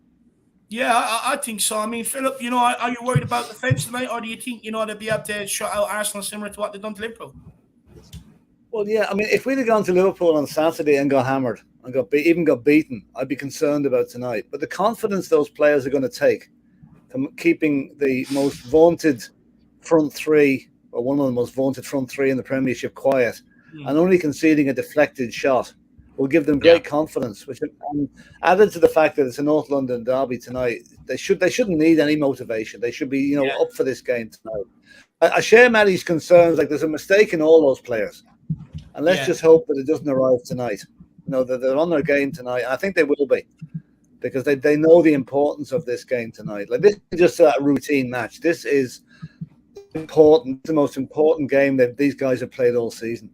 And Conte will have drilled that instant. So I'm more than confident they will keep the Arsenal forward line quiet tonight. And Nketiah is a decent enough player, but they've handled better than him all season, and there's no reason why they won't do it again tonight. So no, I'd be confident. Just hope, keep the fingers crossed. There's not some stupid mistake, but hopefully it won't be tonight or ever. 100%. I really don't hope so. I hope hopefully they can pick up where they left off. But Jack, it's a bit like what Dark Sung-Ji is saying. They've been able to handle some of the best attacking players in the league this season. Yeah, this is where it's more the occasion that's a tougher test for players like Romero than it really is the players in front of him, where I think he's come up against the toughest players this season he could. Dark Sundry, I would say, as good as Martinelli is, I don't really rate Kitty Cat, but I don't really think he'll have any trouble against those sort of players. But you kind of think about it, Dave. It's more the occasion that I think he might have trouble with. Romero, people are saying that he could get, rash. He could maybe rush into a challenge a bit too early. That's like probably. I don't know. I rate Romero. I don't really think he loses his head too much. So I don't think that would happen. But if I were to come up with any sort of scenario where it goes wrong for Romero, it could be that it'd be more the occasion that gets to him. It's a bit too much for him. It's a bit too intense. He gets too jazzed up, maybe a bit too riled up too easily. But he's faced the toughest of attackers this season. Dark Senji, I have no concerns with Romero tonight. And like Maddie even said, to piggyback off of that, if Dyer and Davies put anything close to the performance they did against Liverpool, that would also make me a lot more confident as well. No, 100%. Big up Dark Sung-Ji, brother, man. I really appreciate the support. Really appreciate it, Jack. You cracked me up there, my man. Killian Goodman says, hi, lads. Big one tonight. This is where the leaders, Kane, Hugo, Romero, Son, Dyer, have to show up against the scum. This game is absolutely vital for next season. Come on, you Spurs. Ye are legends. First of all, appreciate the sentiment. I'll never call myself a legend, only around my own house, my man. But anywhere outside of that, I'm not a legend. I'm just a normal Spurs fan like everybody else out there. I just want to be a part of the Spurs army. That's all it is. But look, I'm looking for Kane to step up today. I'll be honest with you. He's been quiet the last few games. He's been quiet. I know he got a crucial goal against Leicester and the timing it was crucial, but he's been quiet enough. Look, against Liverpool, he was taken out a lot of the times. But today I want to see him step up. I just want to see him grab that game by the bollocks.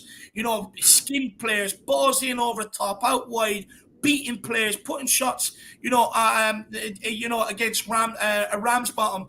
I really do. I mean, look, Colgate White, they've got Gabrielle, who else is there? Who else comes in? It doesn't matter. At the end of the day, I just want to see Harry Kane's hair flapping up and down in the wind as he's just galloping across the top of the turf at the Tottenham Hotspur Stadium. I want the guy to step up today. He needs to. He's going to be absolutely crucial. Hugo, I actually think he will step up. I have no problems about Hugo today. I think he will step up. Romero, no problems either. Someone like him, he's completely took away the Tottenham are a soft team. He's completely took that away because his reputation is now proceeding and players do not want to come up against him.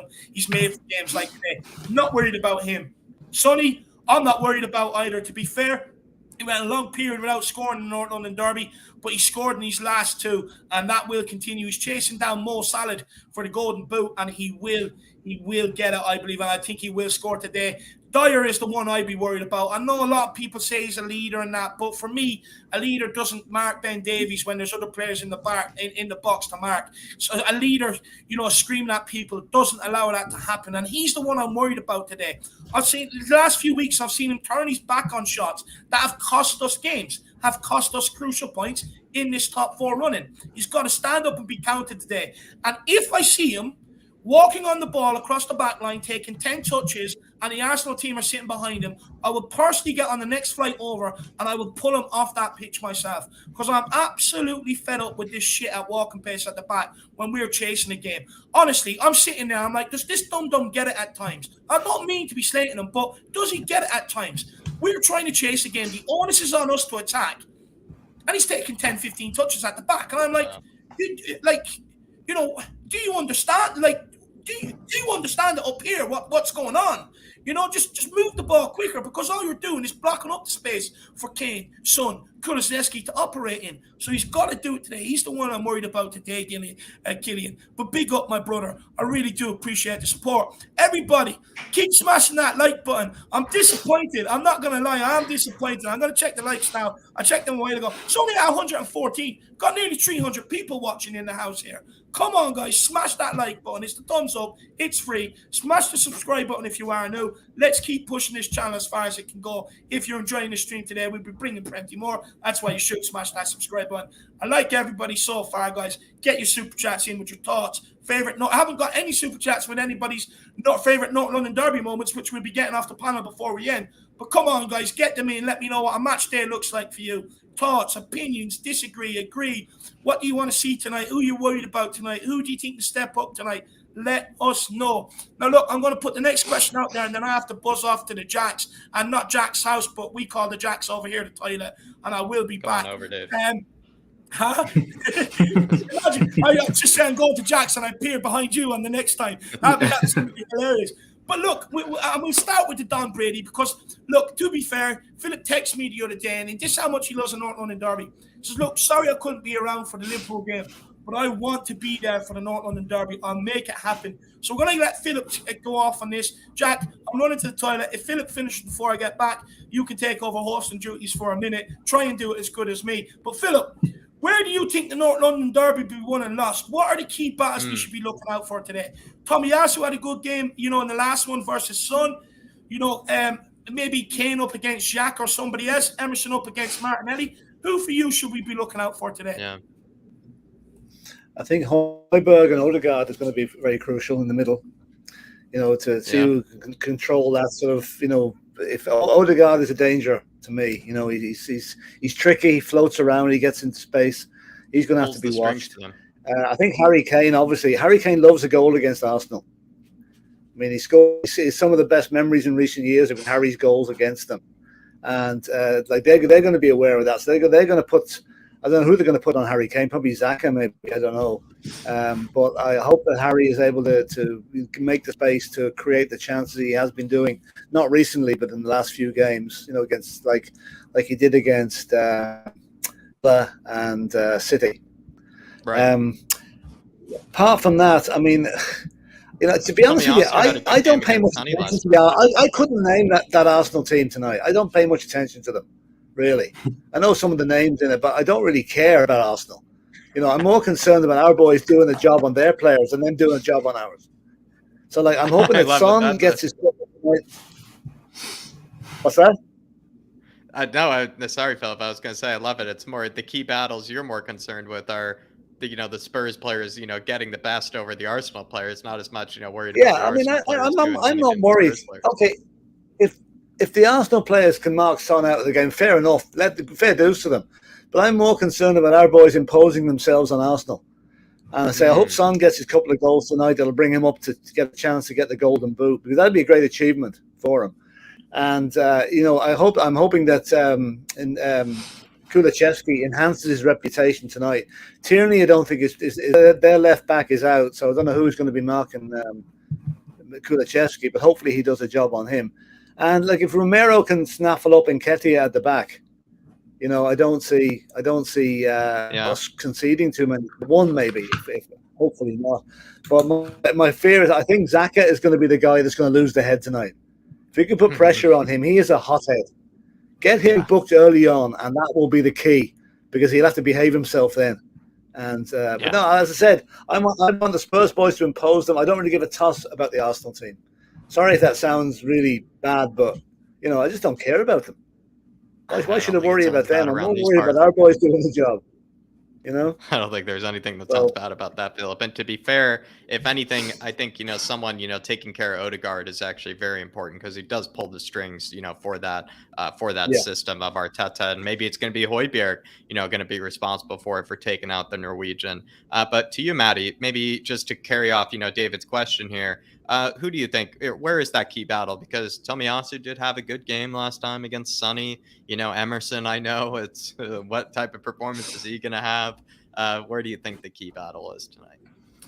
Yeah, look, I agree. It's in that midfield, and it may be the easy answer, but it's certainly the most relevant one. I mean, games in recent memory where we lost that midfield battle. I think we lost it at Old Trafford against Man United, and certainly in that game against Brighton when they had both of them had that extra man in there, and from controlling that midfield really stopped us from, first of all, getting the ball into our most creative spark, which is of course Harry Kane when he drops deep, but it also kept us pinned back, and we weren't able to get out and even get into a position where we could create chances. So I think that's, if Arsenal do go with a 4-2-3-1, which can become a bit of a 4-5-1 out of possession with Odegaard dropping a little bit deeper, that's a big concern for us, because the midfield has been where we've struggled most all season. And aside from the fact that we'd be a man down with playing just two in the midfield, there's not really much room to get someone on to change the game, because as we've seen in recent weeks, the only thing we really have on our bench to change the game in midfield is Harry Winks, and when you bring him on, the game does change, but not in a good way at all. So I think if we can, maybe if it is a case of getting Kulusevski just in a more central position, even if we play a 3-4-1-2 and have him almost in the Odegaard role that he plays for Arsenal, so that he can then kind of help patrol that area, which could create spaces in different areas for Harry Kane. I think that could be really important. But if we lose that midfield battle, I think we lose the game of football. Yeah, and the midfield is really key for Arteta in the way that he likes to play as well. So if we are losing that battle, if we are seeing, Odegaard, floating around, doing what he likes, that's not a good sign, of what maybe could be coming. So I do agree with you there. Dave, where's your key battle? I know you've been asking the questions today, but, role reversed here. Where do you think, the key battle is today? Look, I agree with the midfield. Yeah, I do. I think midfield and wing backs, to be fair, Jack, in my opinion. Look, the way I look at it, I think it would be very naive of Arteta and Arsenal not to come in for a plan to take Harry Kane out of the game, because we've seen in games like Brighton and Brentford, I keep going back to them because they're the ones where if we won them, we could take a draw from tonight's game. And it's kind of like they took Kane out of the game, and we got no shots on target. Very few shots on goal at all. And that's because the midfielders didn't do enough. The wing-backs didn't do enough. For me, I don't think Son and Kulusevski even done enough in them games to get at them. And for me, I just think with the wing-backs in the centre midfield, if they take Kane out today, centre midfielders have to be able to get the ball out wide to the wing-backs and get balls into the box and get at this Arsenal team a different way. There has to be a plan B. I'm looking at likes of Bentancur and Højbjerg. That midfield battle is crucial. 9 times out of 10 in a game, once you win that midfield battle, you tend to go on and win the game because you control the game. But Emerson and Sessegnon, look, to be fair to Sessegnon, he got another assist against Liverpool. I want to see more of that today. I want to see Emerson, what he done on the ball against Liverpool. I want to see more of that today. Getting forward, getting crosses into the box. But then it's important that when we get the crosses into the box, that Kane, Son, and Kulusevski are in there ready to go and attack it. There's no point in putting the ball in the box if there's nobody in there. Them players have to get into the box if they're getting out wide and putting the balls into the box. That's where, for me, the key battles would be. But Dark Zone G says Son has a double derby, Spurs versus Gunners and Korea versus Japan. There is no way Son will let a Japanese player ruin his top 4 up and celebrate in his face. Well, I hope so, Dark Sun G. I really do hope so. And look, I know you love a good discussion on Sun. So let's get into the discussion on Sun, because before we end off, I do want to find out what everyone's favourite North London derby moment is. But look, for me, I think the difference between Sun this year and the recognition he's getting this year compared to maybe last year is purely because of the way Conte has him operating and affecting the games. He has him operating more off the ball than what he is on the ball in terms of letting Harry Kane be the provider and Son getting in behind. And it's really benefited him. He's getting on the score sheet a hell of a lot more than what he has done in previous seasons. But Jack, what I want to know is, and we'll start with you, is has Conte, changed Son's game, or was that ability always there in Son to come out of Harry Kane's show, or has he come out because of the way Conte's asked him to play in this system?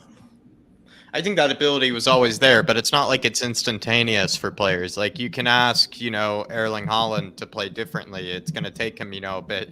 He will be inconsistent. You can even ask Harry Kane to play differently, Dave. It's going to be, a few games where he's trying to figure it out. There'll be kind of an adjustment period that you have to account for. And I think Sonny, to be honest, like with the numbers he's produced this season, you probably, if you didn't even watch Spurs, you probably would think like he hasn't had any problems with the new role that, Antonio Conte gave him. He was actually, in fact, fantastic under Nuno with the role that he was playing under Nuno. He's been unbelievable under Antonio Conte, playing a very different type of role. He's not really playing as a winger. He's more or less just playing as a second striker that fills in for Kane whenever Kane drops deep. He plays more through the middle. We've looked at his heat map, Dave. Most of the time, he is just hanging out right in the middle of the field, waiting to make that run in behind. Often as well, he'll even drop deep and almost play as kind of like a number 10 even at times in those kind of half spaces. Never seen him do that before. He's playing an entirely different role. He's kind of more or less showing elements of his game that we didn't know were in there. I think we always knew he was good with his weak foot, but we've also seen that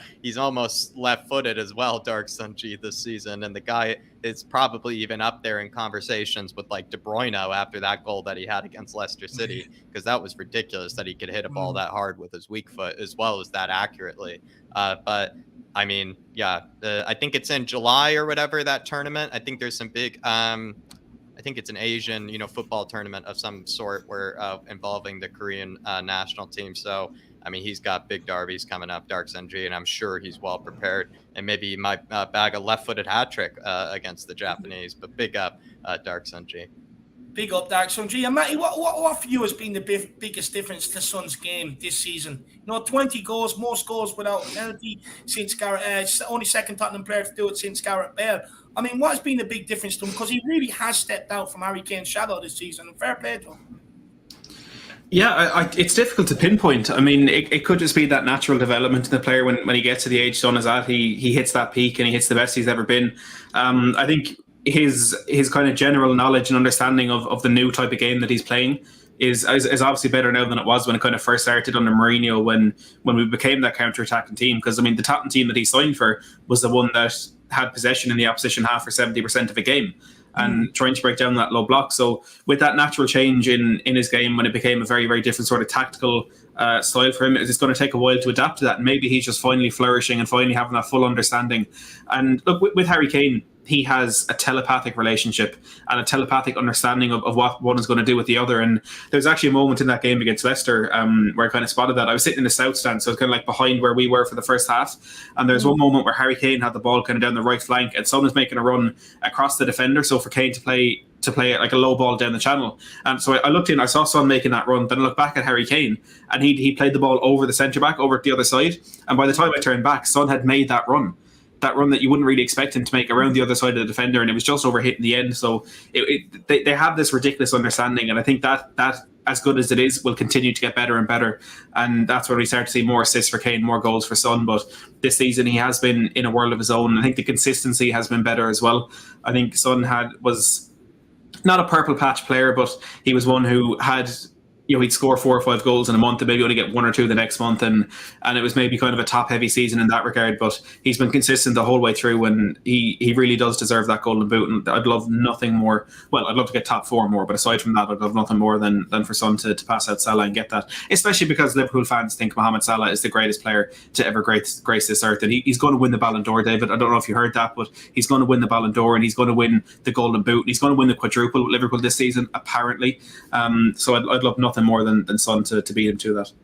Well, he also got that Puskas award that one year for the most lame and boring goal in history as well. Like, yeah, I know what you mean, Matty. I know what you mean. The quadruple's off the table because we ruined it. Let's go. The golden boot's going to be off the table because Son's going to ruin it. So, the only thing Mo Salah has left to do is rediscover his form because he hasn't turned up in quite some time. So, happy days. But, Philip, I mean, look, you're an older head, and I don't mean that in a disrespectful way. Of course, I respect you, my man. But, what have you seen to Son's game? You might see something that us young cats might not see. I've seen him respond. Like I put a lot of the credit for Son's expansive game now with Antonio Conte. Conte has come in there and seen something in Son's game that wasn't previously there, and he's drawn him out. He says, "You think you can do X, Y, and Z?" And they tried it on the training ground, and it's worked, and he's brought it into the matches. Now, Son has been, I suppose, not in Harry Kane's shadow, but he's a bit like he's a sideman to Harry Kane being the main act up to now. Yeah. But in a lot of ways this season, that's been reversed. I mean, Harry Kane's goal tally isn't as good this year as it ever has been, and Son has taken up the slack and made up the difference. And I put a lot of that down. I'll tell you one thing. I put a lot of Son's achievements down to his dad. His dad seems to have a huge influence on his game. And if his dad, I wouldn't like to be getting the wrong side of that fella now, to be honest. I've seen the documentary about him. He's a hard taskmaster. Yeah. And I think he's probably said to Son, you've got a world-class manager there now. Let's expand. You're 20 years of age. You're at your peak. Let's see what else we can bring out of your game. And whatever, I'm not a technician. I don't know what he's done. But whatever he's done, bring it on. And let's hope it continues now for a long, long time, because he is one of the best players in world football at the moment. I mean, I know they all bang out about Mo Salah. Mo Salah to me is okay. He looks good. He scores flashy goals.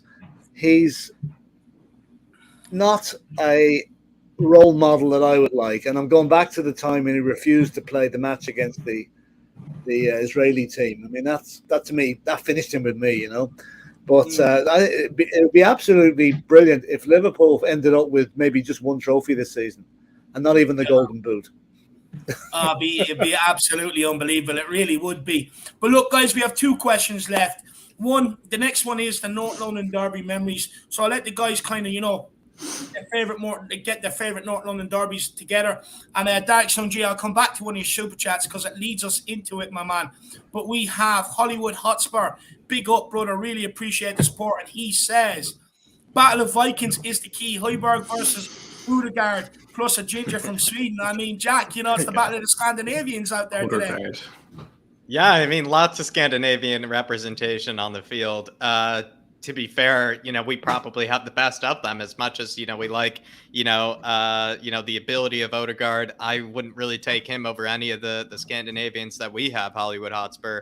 Certainly, we would take maybe Eriksson back as well, to be fair. I mean, making a Scandinavian 11 is not even a bad idea for the second channel. The more that I keep thinking about it, it's actually some pretty good players when you come to think of it. But I am plenty happy with mine. Love my ginger from Sweden. Love my Viking from Denmark. I don't need, that guy from Norway, unfortunately. Hollywood Hotspur, he's just not for me, my man. And hopefully they do show him the lesson that he deserves because, to be honest, he's been shown a bit too much freedom. He's allowed to do a bit too much. Want to see the Højbjerg showing him the lesson that he deserves. Big up, my man. Big up, Hollywood Hotspur. Really appreciate the support. And look, the Viking would be out there today. Trust me, he'll show them who the real Viking is. He'll show them what he's made of, my man. Odegaard, look, like I said before, he sounds like a tin of deodorant, my man. Don't worry about Højbjerg. He'll pick him up and spray him under his armpits when he's finished, my man. Big up, Hollywood Hotspur. We've got Steve D. Arteta doesn't look human. #alien. Steve D. My man, his hair, I mean, it's ridiculous, In fact, he's probably a bit raging today because Antonio Conte is a better baronet than him. So I'd say it'd be absolutely raging. But I agree, he doesn't look human at all, to be honest with you. Look, he's one of these flash boys. You know, he stands there, glares off into space so the Sky Sports get the right angle from the side, you know, so that the women will fancy him. He's an absolute idiot, Steve D. He's not. Look, he'll be dealt with today by Antonio Conte. You see Arteta sitting down crying and Antonio Conte be running around his technical box going nuts. I cannot wait to see it. Angel Matos, good to see you, brother. He says, friends, don't let friends root for Arsenal. Come on, you Spurs. Exactly, my man. No rooting for Arsenal whatsoever. We're going to smash them today, brother. I hope you're excited as well, my man. Big up, Angel. Dark Song G21, Jacques and Gabriel got a lot of stupid reds aimed for them. Look, I don't even know how Granit Xhaka is still there. Correct me if I'm wrong, but is this not the guy that walked off and slammed his jersey on the ground as club captain? I mean, honestly, how is he still there? It's like us still persisting with Endon Bella in the midfield. You just don't do it. You got to cut your ties somewhere along the line. It says everything about their club that Granit Xhaka has walked all over it, to be honest with you. It's ridiculous. And as for Gabriel, look, again, a guy they're relying on that they loaned out, you know, the season before that was nowhere near the team. So, look, Dark Song G will turn up today, my man. No doubt about it. They've got two players out there that don't even respect the team. They respect the club anyway. So, hopefully, they gift us something today, my man.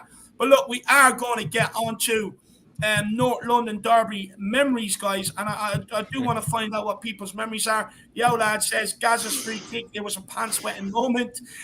Absolutely love that. Oh lad, it definitely was, guys.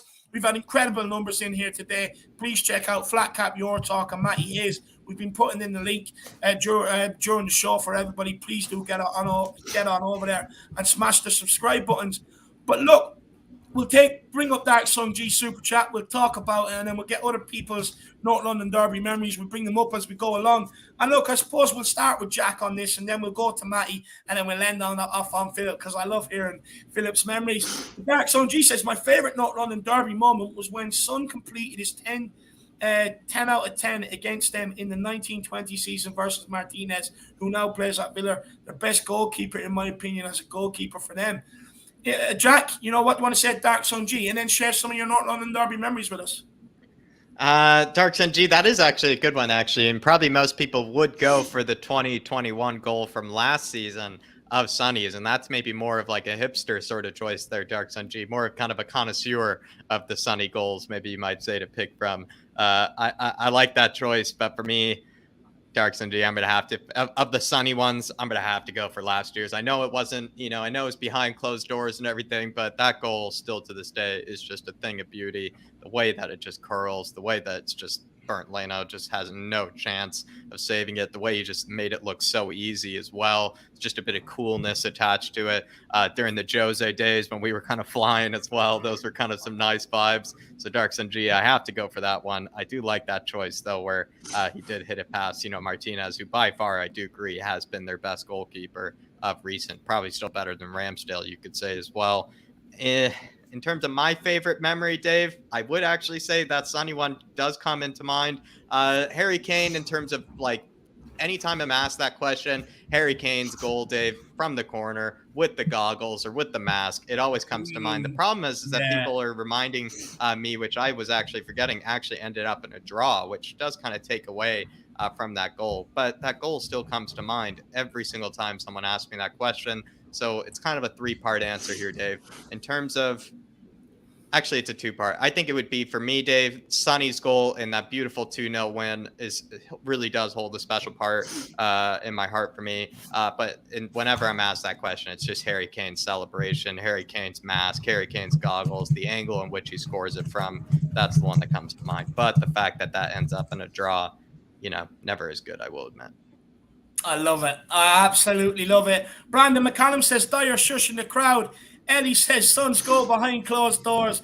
Dermot says, my first North London Derby in 1981-82. We beat the Scum in the third round of the FA Cup. Garrett Crooks got the winner against the brilliant Pat Jennings. Love that one. Ollie says, 3-2 win at the Emirates, November 20, 2010. Never forget it. Yeah, 100%. And everybody, don't forget, hashtag Ollie. Please don't go into the chat, because he's a bad omen. The last two games he's been at, we've lost, but he's going to the Burnley one. So if you're superstitious, in the chat, hashtag Ollie. Please don't go.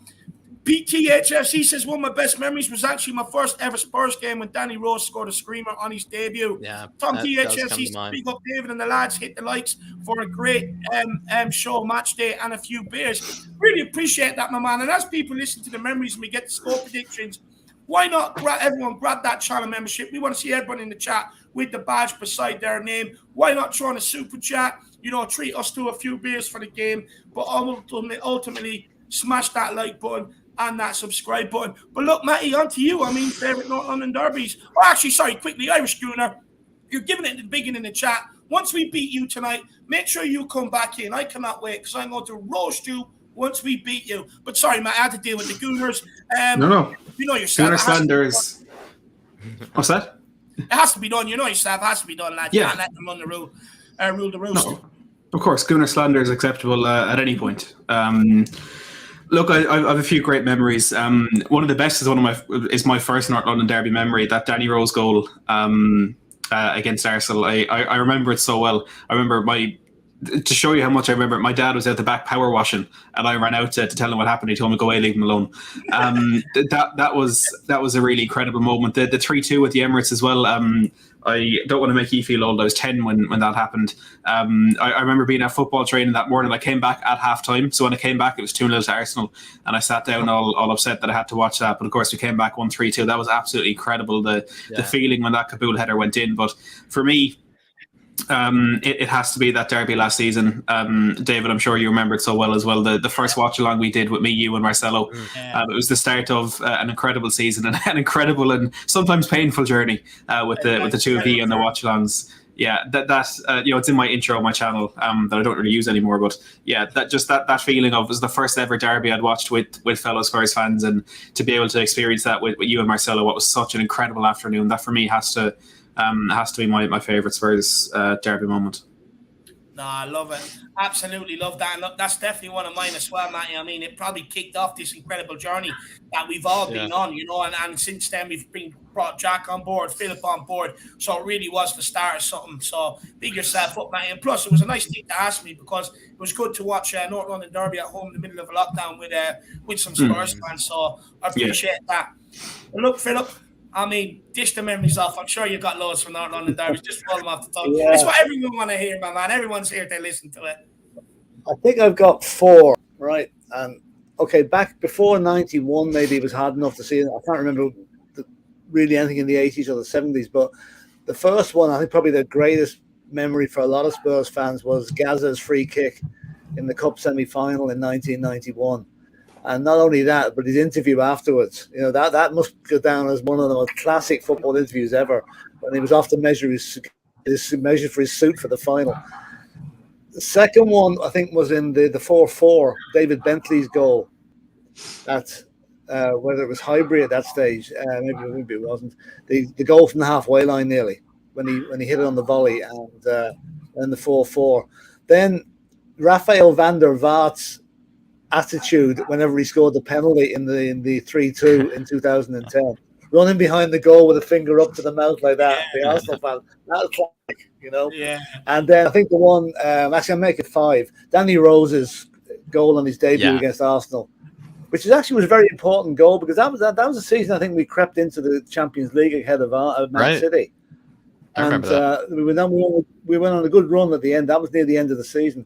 And then I'm agreeing with you and Jack, the Harry Kane mask goal, the header and the reaction. It just comes to mind, even though the result isn't the greatest result. No, it just comes to mind every time.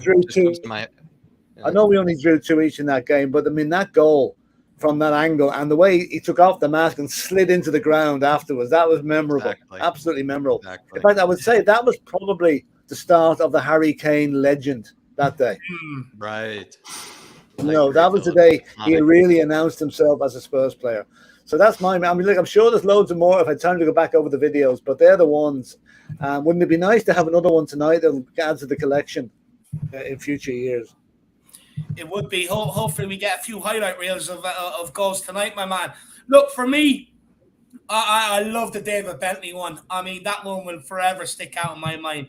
The sheer audacity to attempt it from where he did, more or less just inside the circle in Arsenal's halfway line. And it was just sheer audacious, unbelievable. Danny Rose's screamer, you know, on his debut in the 5-1 in I think that was the League Cup semi-final. Like the boys have said, Harry Kane with the mask, Sonny's goal, you know, unbelievable memories. And there's Christian Ziga's free kick, which Bobby Kerr brought up last on the fan show. I went and had a look at it, and it was an absolute beauty. Like the old lad says, Gaz's free kick, I mean, that was absolutely a thing of beauty as well. Absolutely love it. Dermot says, let's get behind the boys tonight. We can do it. We can rise and beat this scum.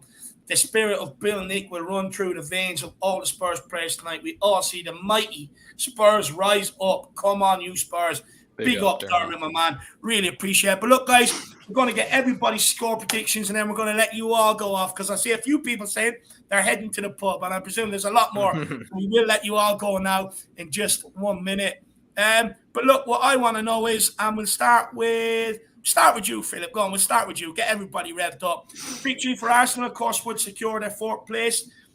Their highest Premier League finish since the 2015-16 campaign, when they finished second. It would also be the first time since that campaign they have finished above Tottenham Hotspur. But Spurs are unbeaten in their last 7 home league matches against Arsenal, winning 5, drawing 2. Philip, simply, who is winning this North London derby tonight, and what's your score prediction?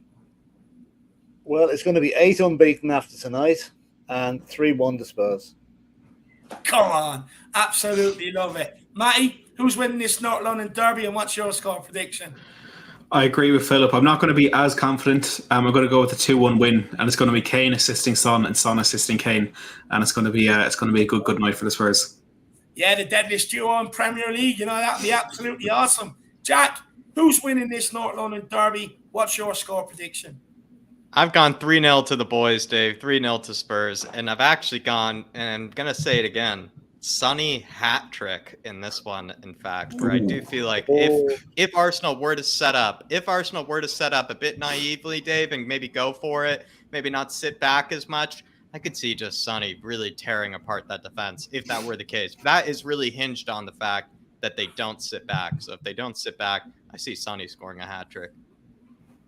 Oh, go on, Brave. Look, for me, I've had this feeling all week since the Liverpool game that we're going to turn up. We are going to score goals tonight, and I'm going to go 4-0. Honestly, it could be my feelings. No, honestly, it could be my feelings still being hurt from that 3-1 at the Emirates. I mean, you know, to get North London derby over after 45 minutes. So sitting there for the next 45, fuming and venting. I mean, I'm still hurt from that, and hopefully the players are. Hopefully they still feel that and they deliver tonight. I'm going 4-0. But look, before we end off, I mean, Philip, we always let everyone plug their channels, but you don't have a channel online because you love the Irish Hotspur so much. So we're just going to let you maybe. Is there anything you want to say to Spurs fans before we let you go, brother? Keep the faith. Win tonight and we get top 4. That's simple as that. Don't even contemplate any other results. I love it. Matty, I mean, I see you're back streaming. I've been watching some of the transfer streams you've been putting out lately. What can people expect coming up on your channel? Look, transfers is one of my favorite things ever. You know, obviously I love football on the pitch, but transfers just gives me an extra bit of something, an extra buzz, an extra feeling. It's always unpredictable as well when you're covering Spurs for that sort of stuff. I don't know if anyone has seen, but Fabrizio Romano has said that Tottenham are actually looking to offer Kane a new contract this summer. Now, if you didn't know that, that's the type of content you'll get on my channel. We let you know what you don't already know. And we're going to be absolutely whacking out the transfer stuff this summer. We got the graphics, we've got the videos, the promos, we've got absolutely everything going full throttle. Anything you need to know about transfers, always the most reliable sources covered as well. I would really appreciate every bit of support on my channel. But the main thing is that you support the channel that you're already on. Hit that subscribe button for the Irish Hotspur. Hit that join button as well if you can. Most of all, smash that like button. Make sure to go over and support Jack as well.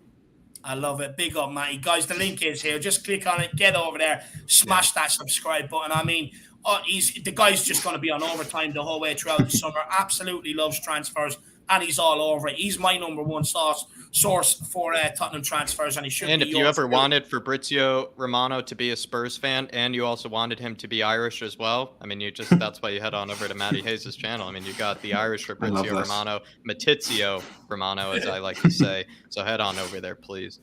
I love it. And who knows? You may actually see the real Fabrizio Romano on the channel as well. Who knows? Well, I should have said that. Why not even say that? He's been there before. So look, Matty will make it happen again. Jacko, what can people expect coming up on the Flat Cap Euro Talk? I would say, like you said, you head on over to Maddie's first because you get all the good news. And then if you're curious about maybe that player and maybe what he could bring to Spurs, head on over to my channel where I give you a nice explainer on maybe what that player brings, how good of a season he might have had, what sort of, signing it could be. Is it the right signing? All those sort of questions brought up over on my channel. So if that sounds interesting to you, feel free to come on over. As well, though, just doing more kind of live streams this summer. Going to be doing kind of weekly sort of ones with Darius on Wednesdays. So if you guys like those conversations Darius and I have, feel free to check us out for that too. No, guys, do get over there. Look, Matty brings you the news, and what Jack does is he takes that news and he puts them into videos for you so that you can basically check out the highlight reels of the players and maybe do a bit of digging. Well, you don't even need to because Jack actually has it all covered over there, guys. So that is the Flat Cap Euro Talk. Do get over there, guys, and check that out. Smash that subscribe button. Again, it's just on the link for Matty Hayes. Get over there and check it out. 2 channels you need all summer long. We're getting you prepared here nice and early, and you can thank us over the summer for getting over the 2 channels and getting the magnificent content. The old lad says, I think we all know when Spurs are a shoe-in. Tonight is one of those nights. 4-2 Spurs. Come on! Big up, old lad. Let's get after them. I feel it too. I feel it. It must be something in the Harris blood. Brian Dega says, come on, you Spurs. Time to smash 50 shades of shit out of the field. Absolutely love that, Dega. Let's get after them, man. Hopefully you're enjoying yourself in Scotland Yard. I'll see you on the pre-match pump-up very soon. Angel Mattas is a new YouTube member. He's listening to the call. We're calling for everybody in the chat. Come on, grab Angel. that message. We will be updating the perks as soon as the season ends. We're doing a lot more, getting a lot more of you guys. We're finding out ways where you can have more say on a lot more topics, and it's going to be worth it. We want to see everybody in the chat with that badge beside their name. So big up, Angel Mattas. Really do appreciate it. But look, guys, we are going to end it there. If anyone wants more build-up, you can follow me over on We Are Tottenham TV from 6:15, where I'll be bringing in, the build-up for the We Are Tottenham TV army for everyone else worldwide. The ones that are, I would say, not privileged enough to view in over here, or the ones that haven't bothered to come in and view over here, I'm going over there to pump them up. So you can follow me over there. But make sure, everybody, I see you back here at 7:30 for the watch along here on the Irish Hotspur. If you've enjoyed the pre-match build-up, you will enjoy the watch along. So, guys, we'll see you all soon. I gave my score prediction 4-0. I want to say a massive thank you to Philip Brady for coming on his holidays, for coming on for this one. Even though he requested it, that's how much he loves a North London derby. I want to say a massive thank you to Matty Hayes for coming on today as well. His day off work. I'm sure he has other things to be doing. He didn't have to do it. So, massive thank you to you, Matty. Jack, my pleasure. For always being here. I mean, the guy is here every single day of the week. So massive thank you to Jack. And a massive thank you to me for getting all of you out there pumped up. As always, come on, you Spurs. In content we trust. Come on, you Spurs. Tonight. Come on, you Spurs.